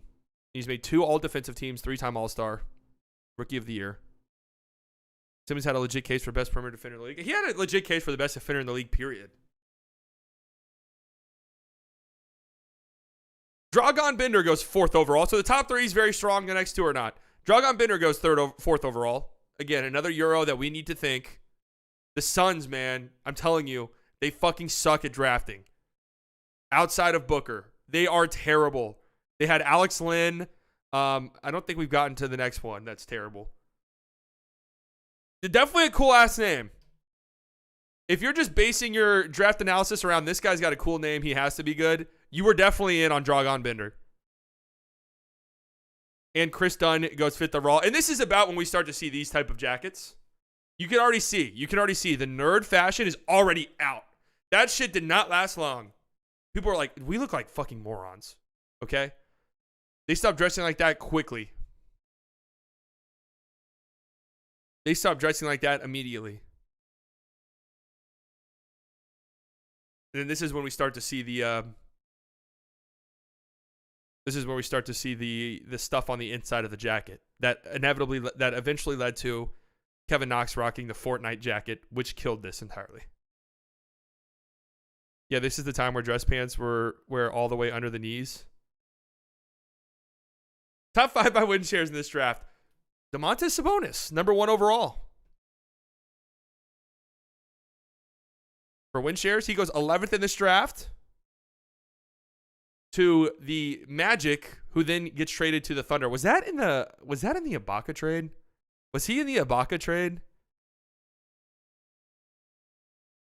The Kevin Knox incident? We don't speak about it. Wait, was Sabonis that Ibaka trade? Traded, Serge Ibaka. Yucky. Victor Oladipo, Ilyasova, and Sabonis for Serge Ibaka in 2016. Yikes. That is a disaster. Pascal Siakam was in this draft. He goes 27th overall. Was a project. Spends time in the G League. Wins a Most Improved Player award. And becomes the 2nd best player on a championship team. The 2nd best player on a championship team not too long after this. So a great pick by the Raptors at 27th overall. The Raptors also get number 3 on this list. Jakob Poeltl, who goes 9th. If you were to tell me, if you were to say, hey, was Jakob Poeltl a top 9 pick? I would have said no. Don't really remember that.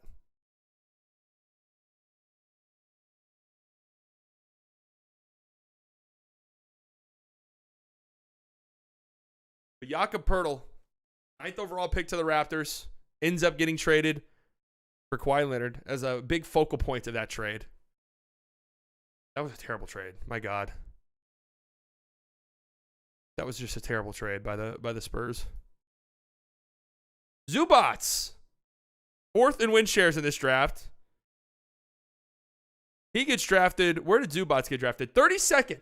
Second pick in the second round. Zubats gets drafted by the Lakers. Is later traded to the Clippers for Mike Muscala. A pretty terrible trade as well. He's gone on to have a pretty nice career, although he gets played off the floor in the playoffs every single time they make it. And Ben Simmons is also top 5 in win shares in this draft. No Brandon Ingram, no Jaylen Brown. Win share is a bit of a wonky stat, okay? But it's just, it helps. It just helps.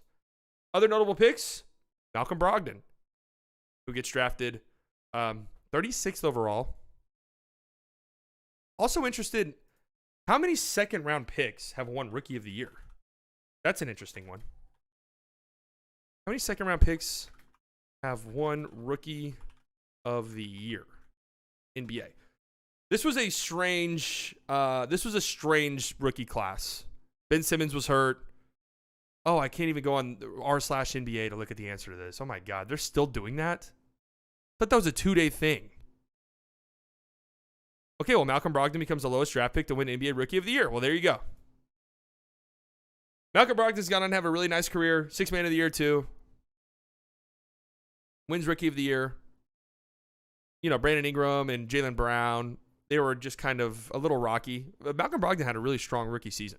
Embiid plays 30 games this season, his debut, 2 years after being drafted, and nearly wins Rookie of the Year. Like, that's kind of how weak the rookie class was immediately. Jamal Murray goes 7th overall in this draft. It's a great pick. The second best player on a championship team. Will be an all-star. Will be an all-star. Like, it's a matter of time. Buddy Hield goes 6th overall out of Oklahoma. Spends 4 years at college in Oklahoma. And goes 6th as a senior. Does something like that happen now? I feel like seniors automatically get knocked to like 10, no matter what. But anyways, I remember I was at Texas Tech when the Sooners were ranked, and we stormed the court after we beat the Sooners. I don't remember what they were. DeJounte Murray was also in this draft. He goes 29th overall to the Spurs, makes an all-star game. Has made a pretty nice career for himself. Better career before this postseason, Murray or Mike Conley? Well, that's not really fair. Like, Mike Conley's been in the league way longer. Fred VanVleet was not drafted, but became only the 5th player ever to make the All-Star game as an undrafted free agent. So Fred VanVleet goes undrafted. There's a video of him at his watch party. Very sad and hard to watch after he goes undrafted. But he goes on to have a great career. This was actually a pretty strong undrafted free agent class. Caruso was undrafted in this draft. Yogi Ferrell, Mav legend. Dorian Finney-Smith, Mav legend. Bryn Forbes, who's still kicking. Daniel House, Derrick Jones Jr., Damian Lee, David Nwaba, Gary Payton II. Marshall Plumlee, not Plumdog Millionaire, but one of his brothers. Mike Tobey, hey, there you go. Fred VanVleet, just a strong undrafted free agent class. This was a good draft. What did the Mavs do? Oh. They owed a pick to the Boston Celtics because of the Rajon Rondo trade. Yep. They do draft A.J. Hammonds, 46th overall.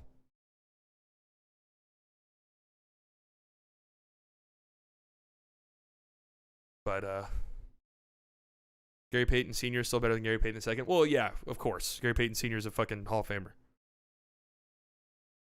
The Mavericks pick that the Boston Celtics got was used on Guerschon Yabusele out of France, who plays 2 years in the league, barely plays, and is no longer in the league. So, Guerschon Yabusele, 16th overall. Pretty terrible pick. So it's not like the Mavericks missed out on much. Looking at everybody around this territory, Guerschon, Looking at everybody around this pick, Wade Baldwin goes the pick after. Henry Ellison goes 2 picks after. Malik Beasley, Karis LeVert, DeAndre Bembry. Is he still in the league? Malachi Richardson. So not a lot of Nick, am I coming on today? What's going on? Not a lot of great picks around this range. So it did suck the Mavericks didn't pick here, but final grade is a C. Doesn't have the real star power. A solid draft, but just didn't have that star power. This feels harsh, actually.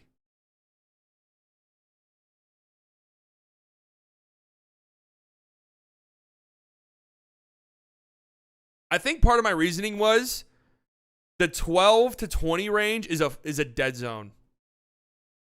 Complete dead zone, full of busts. And even in the 20s, you're not, like, outside of Siakam and DeJounte Murray, who are great 20 in the 20s.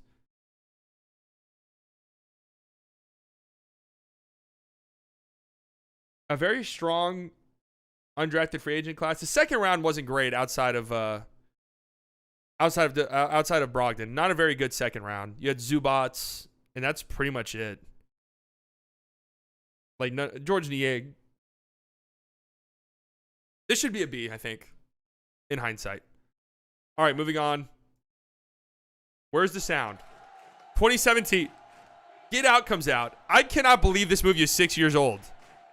I was shocked whenever I discovered this.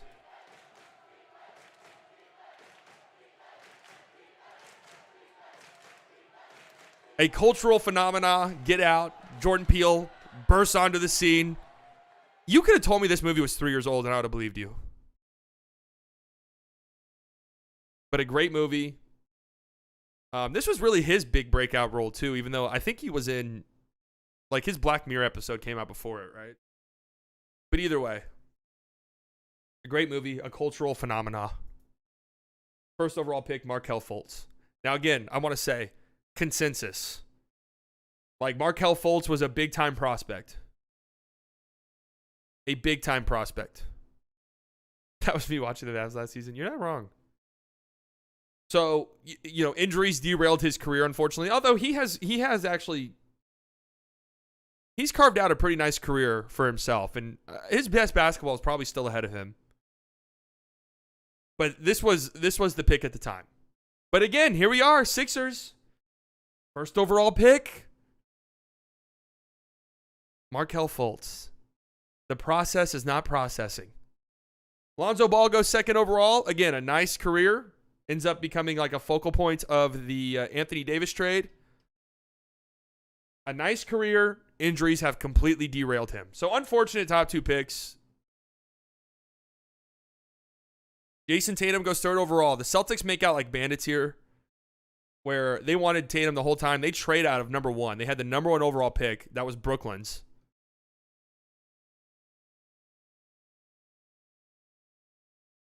They trade back to 3, still get their guy, and get, I don't remember what they got in that trade, like a future first or something, but still, great get by the Celtics.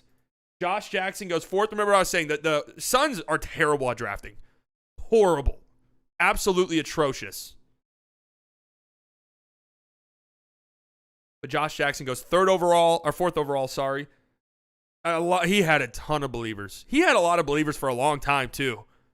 Like, he was pretty much out of the league, and he still had quite a bit of believers in him. I don't think he's in the league anymore. He was last on, like, the Pistons, I think. He's been out the league for a minute. And De'Aaron Fox goes 5th overall to the Kings. A really nice selection there.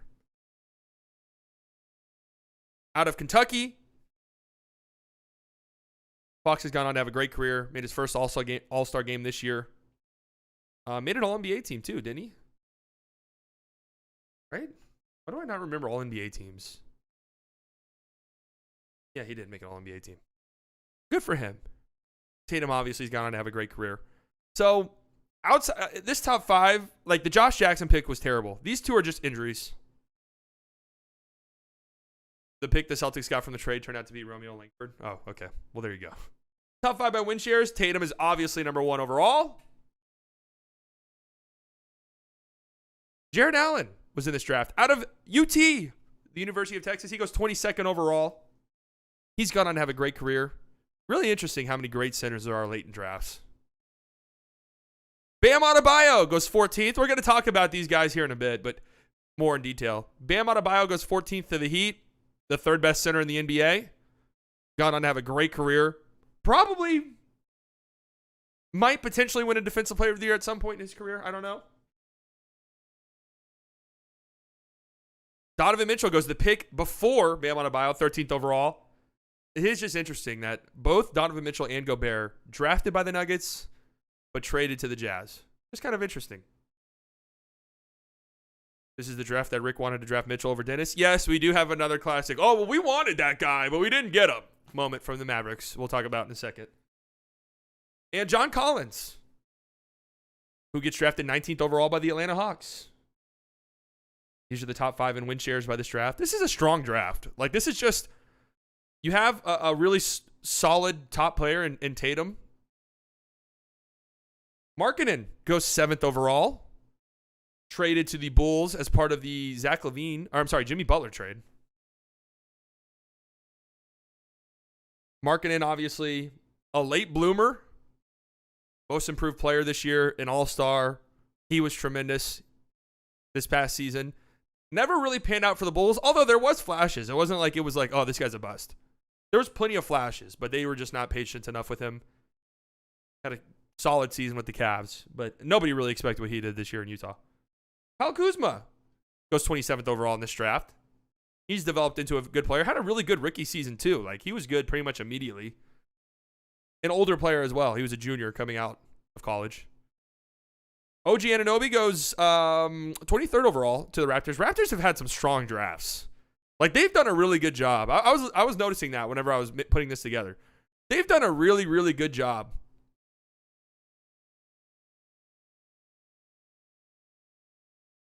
Donovan and Luka would be horrible on defense together. Well, I mean, Luka and Brunson somehow led to a top 10 defense. I don't know how.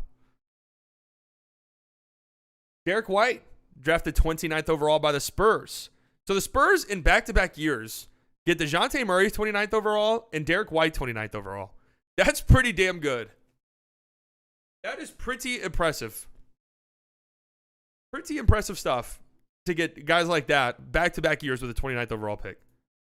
And Malik Monk. I want to talk about Malik Monk because Malik Monk had a lot of, he's turned into a pretty solid player, but he had a lot of big-time believers too.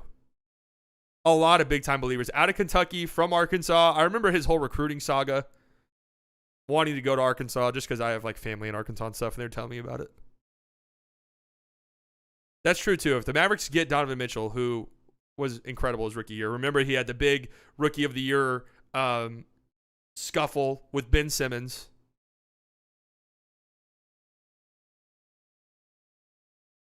Where Ben Simmons, they printed out like sweatshirts that said rookie on it, and Ben Simmons was wearing it around. It was very weird. Kind of cringy in retrospect. Well, Malik Monk had there was a big contingent of people that were gigantic Malik Monk believers. Dave DeFore told me Hornets taking Monk over Mitchell wasn't a bad choice. Monk was pretty hyped in this draft. I will say that. What did the Mavs do? They drafted Dennis Smith Jr., 9th overall. This should have worked out. There are universes out there where this worked out. There are alternate universes where this works out. It just didn't. Injuries. It was over once Luka got drafted for him. The relationship soured. There are universes where it works out. So I'm not gonna. I love Dennis Smith Jr. He's carving out a pretty nice career for himself now. It looked like he was going to be out of the league entirely, to where now he's like, he's a player.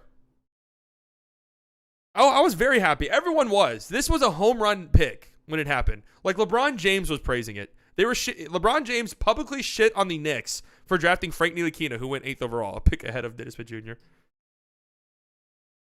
But I love DSJ. There are universes where it works, so I'm not going to be too hard on the Mavs. Although, a few picks after, Donovan Mitchell and Bam Adebayo go back-to-back. Would I rather have Bam? Yeah, of course. All of this happened before the Mavericks invented tanking this year. Just imagine the changes that the rest of the league knew how to tank back then. I never even thought about that. So like you're right. The Mavericks invented taking this year. We've seen what is it like 8 drafts in a row where the Sixers have a top 3 pick. And they did that. They did all of that without even knowing what tanking was. Just think about that. They were ahead of their time, really. I give this draft a very solid B+. Now, if you're wondering why not A, we're about to get to a real A. We're about to get to an A draft. But this was a strong draft. Everybody drafted except 4 guys end up playing. And they're all international like draft and stash guys, I think. Look at the second round. I always like looking at second rounds. Like, what do we have?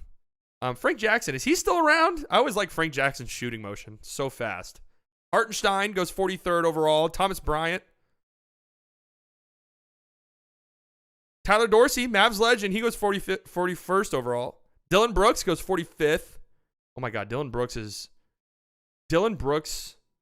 his Wikipedia picture is hilarious. What is going on there?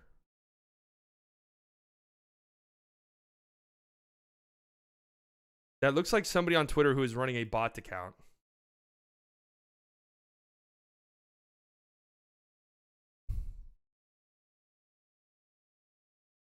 You doing karate? Conchar goes 49th. Monte Morris goes 51st. Let's see. Any notable undrafted free agents? Chris Boucher. Not a very strong.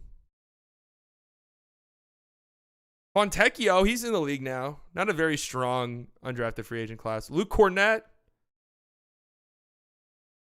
Yeah. This is a very solid draft. B+.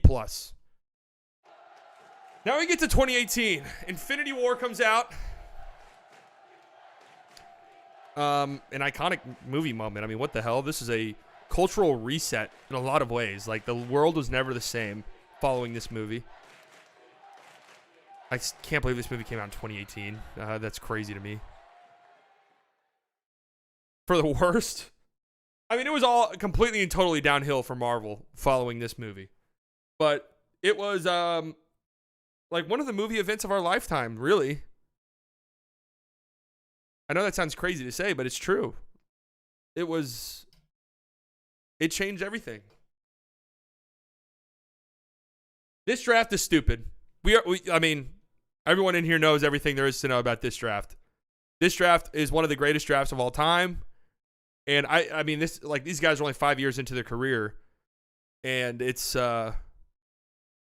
you can already say this is going to shape up to be one of the best drafts ever. DeAndre Ayton goes first overall. Sorry. DeAndre Ayton goes first overall. The Phoenix Suns, another home run fucking pick by them. Ayton goes first. Marvin Bagley goes second. Yeesh. What a complete and total fuck up.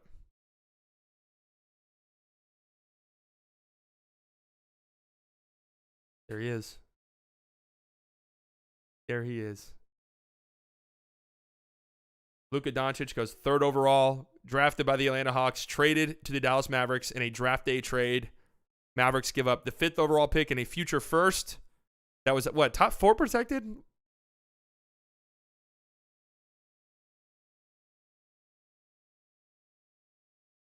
Love it.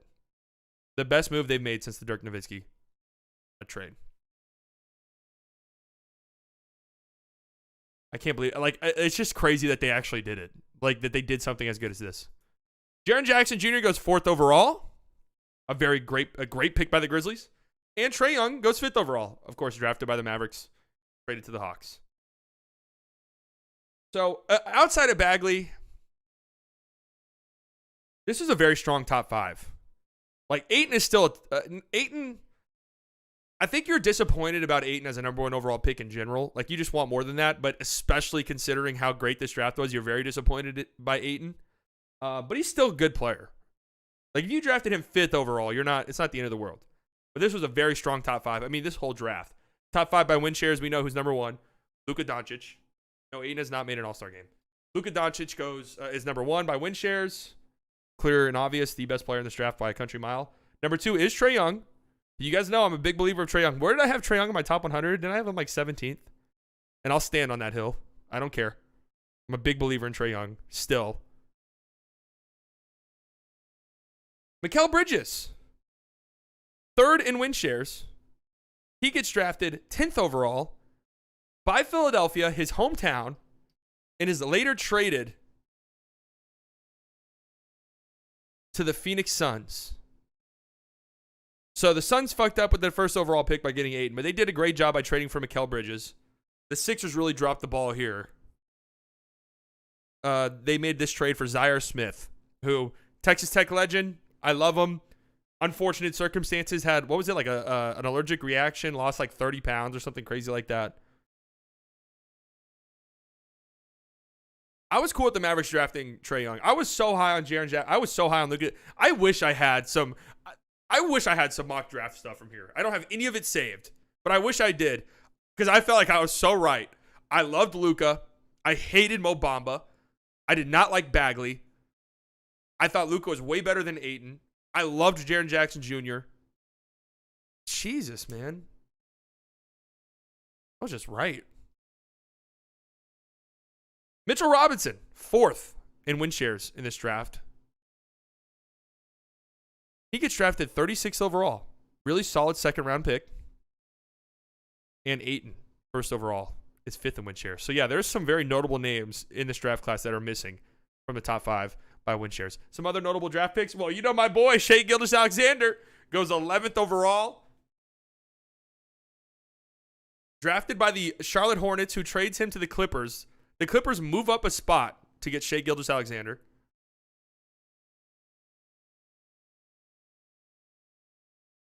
Shai has gone on to be one of the best players in the NBA, top 10 player by my estimations. A centerpiece in the Paul George trade, disaster trade. 30 point per game score this year, 31.5, plus a block and a steal a game. He's really that guy, man. Jalen Brunson goes 33rd overall, the 3rd pick in the 2nd round to the Dallas Mavericks. I can't believe they did something like this. Like, for all of the flaws of this front office, of which there are plenty, I cannot believe they pulled out a draft like this. 15 points per game without free throws, though? Dude, what? You could do that to about literally anybody. But Jalen Brunson, an unbelievable draft pick. Player of the year in college. Just drops because he's older, he's smaller. I feel like teams have course corrected this a little tiny bit. Miles Bridges, we all know he has his problems, but drafted 12th overall. A very good player. Was teetering with an all-star level season a couple years ago. Of course, you know,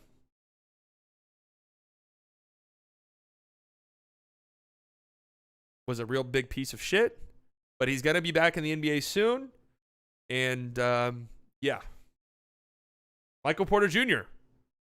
goes 14th overall. Now, I do want to say with MPJ, like he's a top 5 pick if he's healthy, easily. Maybe even number 1, actually. The back stuff was very concerning with him. And nobody knew heading into the draft, nobody knew where he was getting drafted. Like Mavericks at 5 was like, Michael Porter Jr. was mocked to the Mavericks at 5, a decent amount. Genuinely, nobody knew. Nobody knew where he was going to get drafted. He's gone on to have a strong career. Wendell Carter Jr. goes 7th overall. You guys know I love Wendell Carter. Was later used as a centerpiece in the Nikola Vucevic trade, one of the stinkiest trades of the last decade. This year's G.G. Jackson. Jalen Brunson or Michael Porter Jr.? I mean, Michael Porter Jr. fell strictly due to injuries.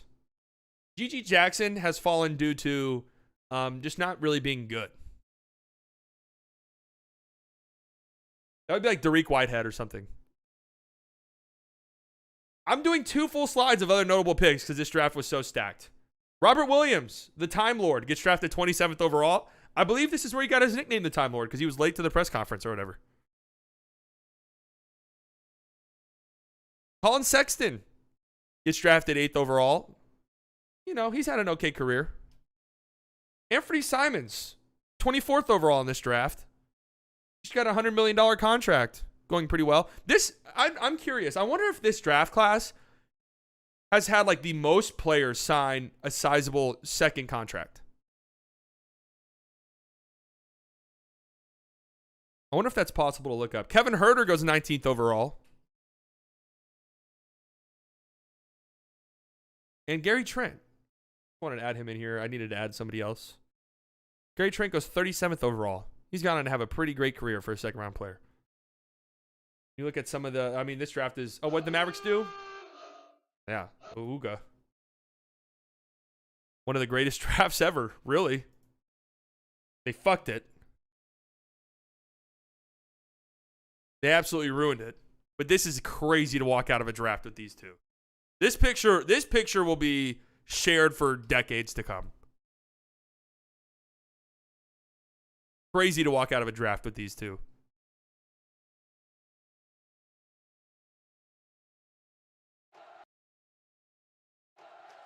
Yeah, this is an A+ draft. Trying to look at the I'm trying to see if there's even some notable undrafted players. I feel like there were. Drew Eubanks, Winion Gabriel, Haywood Highsmith. Jock Landell was in this draft. Undrafted. Jordan McLaughlin. Kendrick Nunn. Theo Pinson. Duncan Robinson. Jay Sean Tate. Alonzo Trier. Oh my God, there was some disgusting Alonzo Trier stuff. Gabe Vincent. Watanabe. Kenrich Williams. My God, this draft was stacked to the brim. Unbelievable draft class. Now we move on to 2019. I forgot that Infinity War came out directly after Endgame. They were not playing around. Still a great movie. Endgame was better, but still a great movie. And really the beginning of the end. Or, I guess, the marking of the end. For Marvel. Now, yeah, this is when Basketball Yoda took off. Yeah, that's true. He had some insane takes about Alonzo Trier and Luka Doncic. Anyways, this is about where it's hard to grade drafts. Like, these guys have only been in the league for 4 years, and it's just, I can confidently say 2018 is an A+. Every other draft now gets very hard to grade. Zion goes first overall. The most hype prospect since LeBron. Maybe AD. But the Zion hype was unbelievable. John Morant, second overall. Very rarely do you see this. I mean, these two guys have screws loose in their head, unfortunately.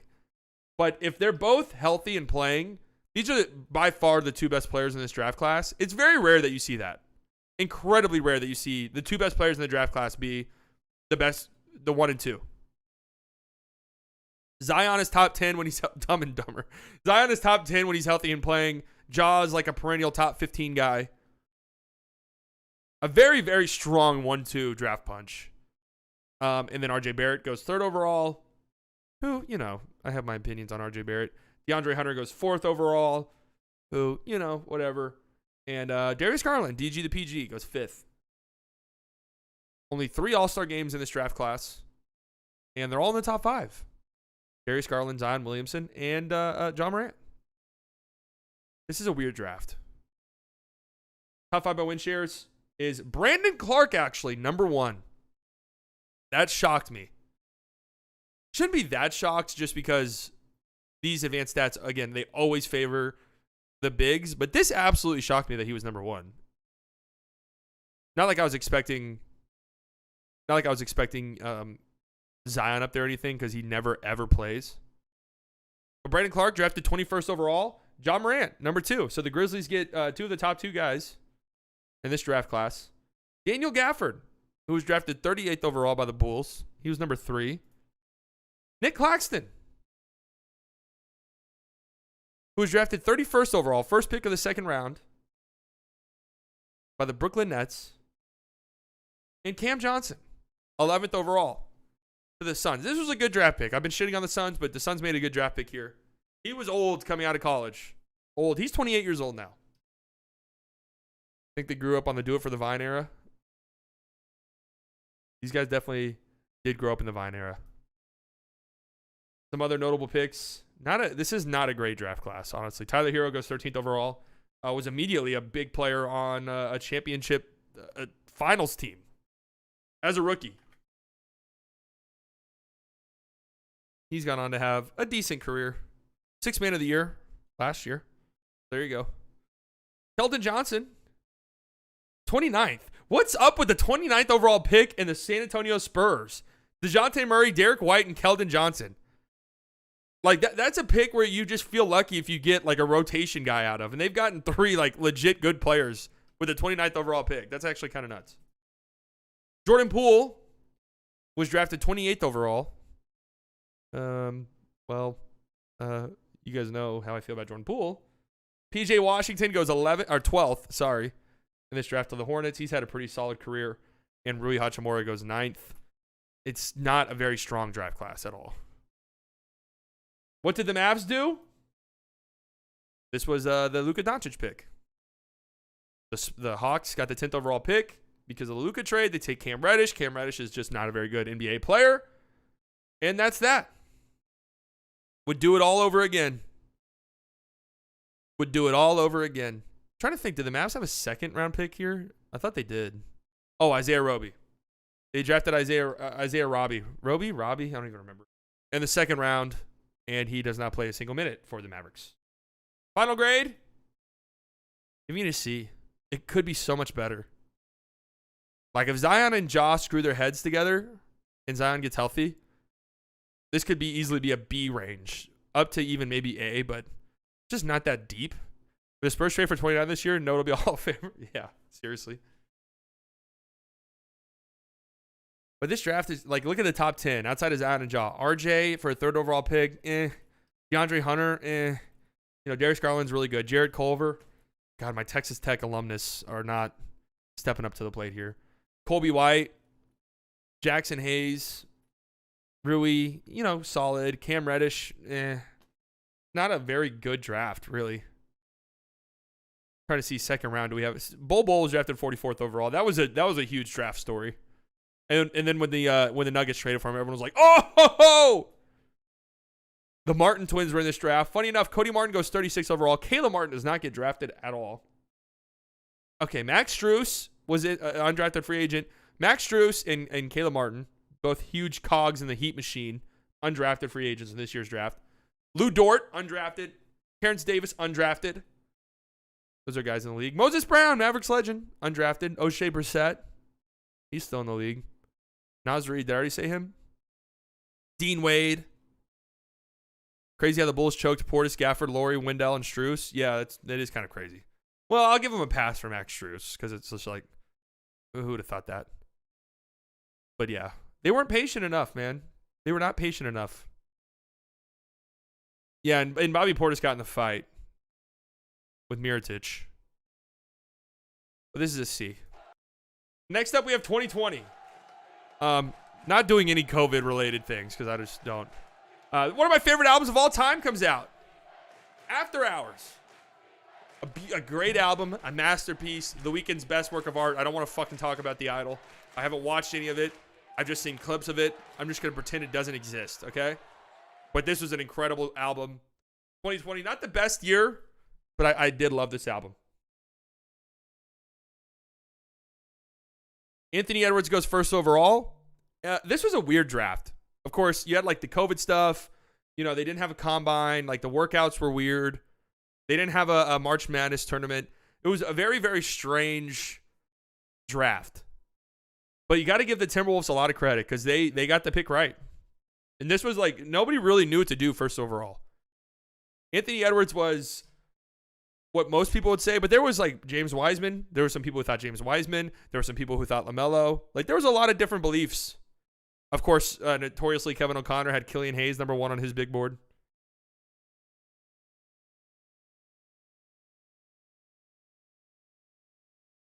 But Anthony Edwards goes 1st. James Wiseman goes 2nd. Just look at that face. You knew a bust was coming. LaMelo Ball goes 3rd overall. Patrick Williams 4th, and Isaac Okoro 5th. So, an interesting top 5. Like, Anthony Edwards has top 10 potential for sure. LaMelo, perennial all-star. I don't know what his ceiling is. He just needs to stay healthy. Wiseman's a bust. Like, I just don't see a world in which he's no longer a bust. Patrick Williams is solid. He's still really young. I think his best basketball is way ahead of him. He'll be fine. Okoro just looks like a solid role player at best at this point, which is disappointing for a top 5 guy. Top 5 by win shares. Tyrese Halliburton goes 12th overall. His draft thing was interesting. I'm telling you, teams are going to make this mistake with Kobe Buffkin again. Teams are going to make this mistake with Kobe Buffkin. What do I mean by that? People were worried about drafting Tyrese Halliburton because his ceiling was too low.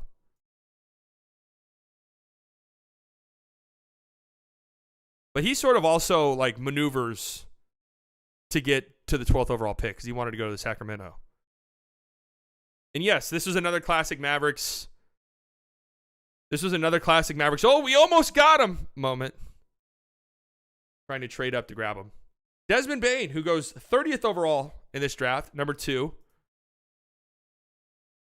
God, you just look at these, man. Like the Grizzlies have done such a good job drafting. Tyrese Maxey, Dallas kid. Number 3 in win shares. He gets drafted 21st overall. Emmanuel Quickley. I actually was kind of shocked to see him in the top 5 by win shares. He goes 25th overall. Somebody gave the Knicks like a D- for this pick. I saw whenever I was researching this. How do you give a fucking 25th overall pick a D-? I don't understand that. And Onyeka Okongwu, who gets drafted 6th overall. He's top 5 in win shares. So interesting top 5 by win shares. Like no Anthony Edwards, no LaMelo Ball. Kind of just shows you how wonky these stats are. Other notable picks. Devin Vassell goes 11th. Big believer in this draft. Biggest W in this draft. Wireless Red Beats headphones. I don't remember this draft. I think I was doing something. I usually never catch the draft live because I almost always have softball. But I will not be attending next week. I will be watching the draft live. Devin Vassell. He's going to be great. He's going to be so good.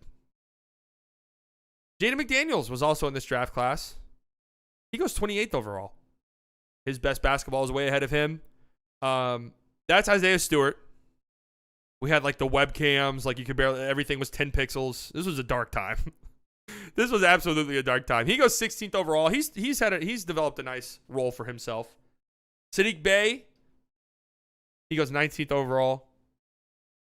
And Deni Avdija goes 9th. I think Deni Avdija is going to go to a contending team, and he's going to open some eyes, I think. Yeah, I think every team wishes they had Jaden McDaniels. What did the Mavs do? They drafted Josh Green. 18th overall out of Arizona. Unpopular pick at the time. Sadiq Bey goes a pick after at 19th. A lot of Mavericks fans wanted Sadiq Bey. Tyrese Maxey goes 2 picks later. A lot of people wanted Tyrese Maxey. Desmond Bane had a very, very big Mavericks fan club heading into the draft. But to be fair, I will say this about Desmond Bane. People wanted him with the 31st overall pick, which the Mavericks had. And Desmond Bane goes 30th. So, it's not like people wanted Desmond Bane at 18, to be fair. And this looked like a disastrous pick for a while. But you look at it now. Would you rather have Josh Green or Sadiq Bey? Obviously, you'd rather have Tyrese Maxey. You'd rather have Bane. But Josh Green looks like a serviceable player. Which, with the 18th overall pick, there's nothing wrong with that. The Mavericks also had 2 second-round picks. They draft Tyrell Terry, who had a lot of believers. And unfortunately for Tyrell Terry, just mentally just wasn't ready for the NBA and has retired. Tyler Bey was also drafted by the Mavericks. I think he played some games for the Mavs, but has never really panned out. Only 2 players from this draft. This is what I was saying earlier. Only 2 players from this draft did not play in the NBA. Kind of crazy. Yeah, KOC loved Tyrell Terry. KOC had a rough one. KOC had a rough one this year. He had Killian Hayes number 1 on his big board. Let's see. Any interesting undrafted free agents? Trent Forrest was in the league this year. Nate Hinton, Mavs legend. Nathan Knight, Mavs legend. I'm sorry, not a Mavs legend. Anthony Lamb, what a character he is. Sean McDermott.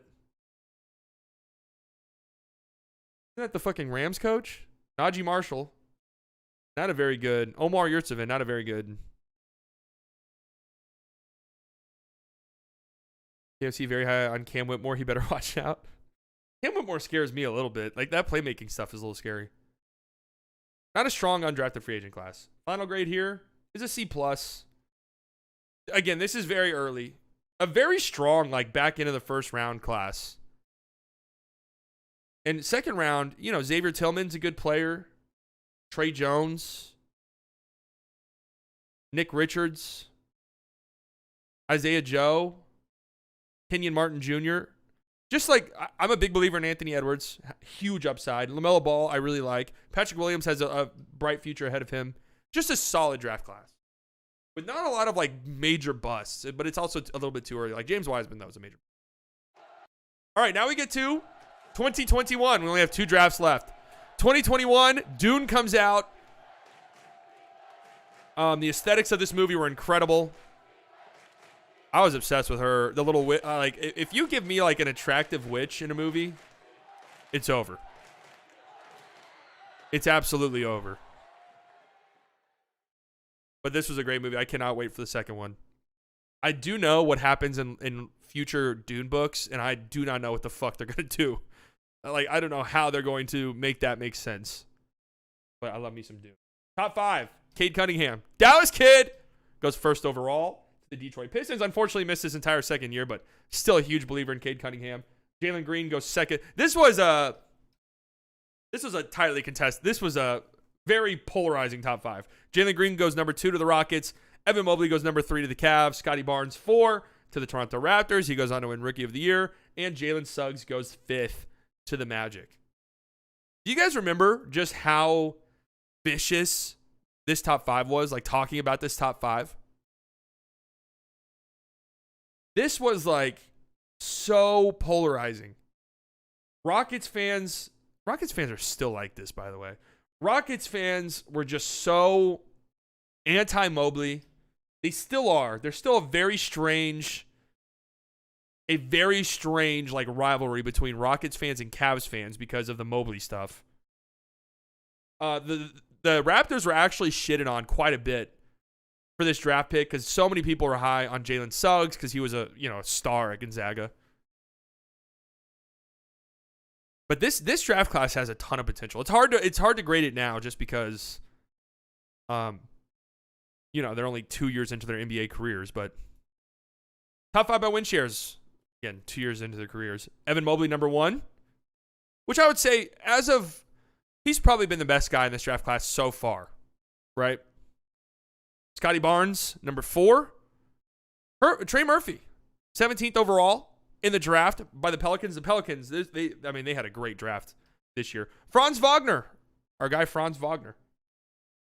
He gets drafted 8th overall. This was originally Chicago's pick, but the Vucevic trade, terrible. Just terrible. And Herb Jones, who gets drafted 35th overall. You kind of look at the draft profile of Herb Jones, and it's like, how did this guy fucking fall to 35? Like, what went wrong? Some other notable picks here. Josh Giddey goes 6th overall to the Oklahoma City Thunder. A very polarizing prospect. You have that Hoop Intellect video still that pops up all of the time where it says weaknesses, and it's pretty much everything basketball related. Alperen Sengun goes 16th overall to the Rockets. The Grizzlies traded up with the Pels to get Zaire Williams instead of taking Murphy. Yeah, well, it's funny because Zaire Williams looked like a great pick as a rookie, but he had a really bad sophomore year. Jose Alvarado, undrafted, goes to the Pelicans. Austin Reeves, also undrafted. So a pretty strong undrafted free agency here. And Kuminga goes, a lot of white on this one. Kuminga goes 7th overall. The Golden State Warriors, and he's still only 20 years old. So you would like to think his best basketball is ahead of him. This is a strong draft. Oh, whoops. Sorry. Mavericks do not have their pick here because of the Kristaps Porzingis trade. I don't even remember what the Knicks did with this pick. They traded it around a bunch. The Knicks traded this pick around a bunch. They originally had it was the 21st overall. They moved down. Keon Johnson went 21st overall. They moved down and they got Quentin Grimes in this draft. Kuminga over Franz was a massive L, huge L. The NBA should be grateful that happened. B minus. Yeah. B minus with a chance to get better. This is a strong draft. Like Cade Cunningham, I'm a big believer in. He's going to be good. Jalen Green, I still think he's going to be good. Why does his elbow look like this? What do you mean? Is it photoshopped? It was not photoshopped, but maybe he's just got a strange elbow. You look at the top 10 in this draft. Cade Cunningham, Jalen Green, Mobley, Scotty Barnes, Jalen Suggs, Josh Giddey, Kuminga, Franz Wagner, Davion Mitchell, and Zaire Williams. It doesn't look like there's going to be any major busts in the top 10. Knock on glass. But it just does not look like any of those guys are going to be like monumental busts. Then you have like Moses Moody, Trey Murphy, who we talked about, Jalen Johnson, who had some moments with the Hawks this year. Quentin Grimes. Zaire, maybe. I mean, if Jalen Green doesn't get better, he's a disappointing number 2. And if Cade doesn't stay healthy, then that's a big one too. But a solid draft. And then we have last year's draft. Batman comes out. This was a lot of people's personality for a long time. I love this movie. I love the atmosphere of it. I'm a big Batman guy. Love the atmosphere of this movie. Love the fucking Nirvana song. Something in the way. And I'm also a Robert Pattinson guy. I like him. I like his movies usually, and I thought he did a great job. I love this movie. The 2016 grade was harsh as fuck. If the 2021 draft was a B minus. Well, to be fair, the B minus had an asterisk. Like you can't really grade these drafts right now. Let's just fly through this one just because, I mean, we all know these guys are rookies right now. Paolo goes number 1. Chet number 2. Obviously, Chet misses his whole rookie season with an injury. Jabari Smith Jr., number 3. I've already told this story about how I lost money on draft night because of that. Fuck you, Magic. Why was that? Why were you guys throwing smoke screens as the number 1 pick? I don't understand that. I just don't get it. Keegan Murray goes 4th overall, and Jaden Ivey goes 5th overall to the Detroit Pistons. Top 5 by win shares. It's just stupid to do this right now. Yeah, not good draft stats. I agree with you. Walker Kessler, 22nd overall by the Timberwolves, and later traded in the Rudy Gobert trade. Just horrible. Bro, the Rockets are horrible at drafting top picks. I'm a believer in Jabari Smith. Everyone knew immediately this was not the best team for him. J-Dub, Jalen Williams drafted 12th overall, a great pick. And interesting because a guy who just skyrocketed up draft boards towards the draft. So there's some guys like that in this year's draft. We'll see. Jalen Duren drafted 12th overall. Keegan Murray. And how about that? Mark Williams.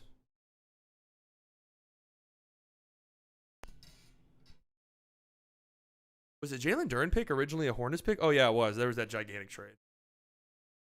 So Mark Williams and Jalen Duren both have been, really strong centers immediately.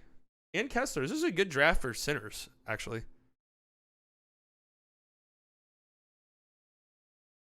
Pretty good draft for centers. You also have Christian Coloco, who some Raptors fans still believe in. Not so fun fact, Paolo shot better than Jabari on open threes. That is not so fun if you're a Rockets fan. Some other notable picks. Benedict Mathurin, Ben Math, goes 6th overall. Shaden Sharp goes 7th overall. Some big upside. Big upside. Jeremy Sohan, 9th. I'm a big Jeremy Sohan believer. Christian Brown. Key player on a championship team as a rookie. He goes 21st overall. And our boy. Our boy, Jaden Hardy. 37th overall in the draft. Already looking like a major steal. What did the Mavericks do? Jaden Hardy. They traded their first round pick, which was a 26th overall pick, which ended up being Wendell Moore Jr., who we'll see, but it doesn't look like much right now. They trade back into the second round and grab Jaden Hardy, who shown a ton of flashes as a rookie. So good job by the Mavericks, I think. Final grade, can't rank him right now, but I'm like B plus maybe. This looks like a really, really good draft. Just a really strong draft. Plus, we haven't even seen Chet. But this looks like a really, really strong draft. Yep. Thanks for watching, guys. Another iconic PowerPoint streams. You guys like these, right? I'm not gonna lie, I love the PowerPoint streams. I think they take the streams to the next level. They take the streams to the next level.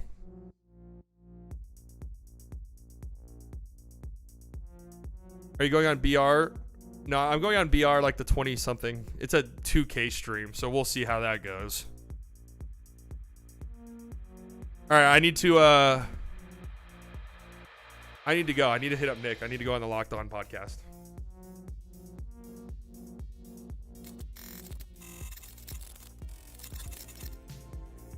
All right. The draft is 6 days away. Woo! Thank you guys for coming out today. All of the OGs, you guys know I love you very much. Try to spend your Friday afternoon anywhere in the world you decided to spend it here. New subscribers, I promise you guys will not regret it. We stream every Monday, Wednesday, Friday, 1 p.m. Central Standard Time. We also post videos in between. Tons of content. I will be posting a video tomorrow. I think I'm going to do 5 players I would trade for tomorrow. I will be streaming again on Monday. Don't know what we'll be talking about yet. And I just want to say, as we get into the offseason and trades start happening, any big trades, I'll emergency stream. I will emergency stream for any big trades, even if it doesn't include the Mavericks. I will go live, assuming I'm home and am able to. So just always be on the lookout for that.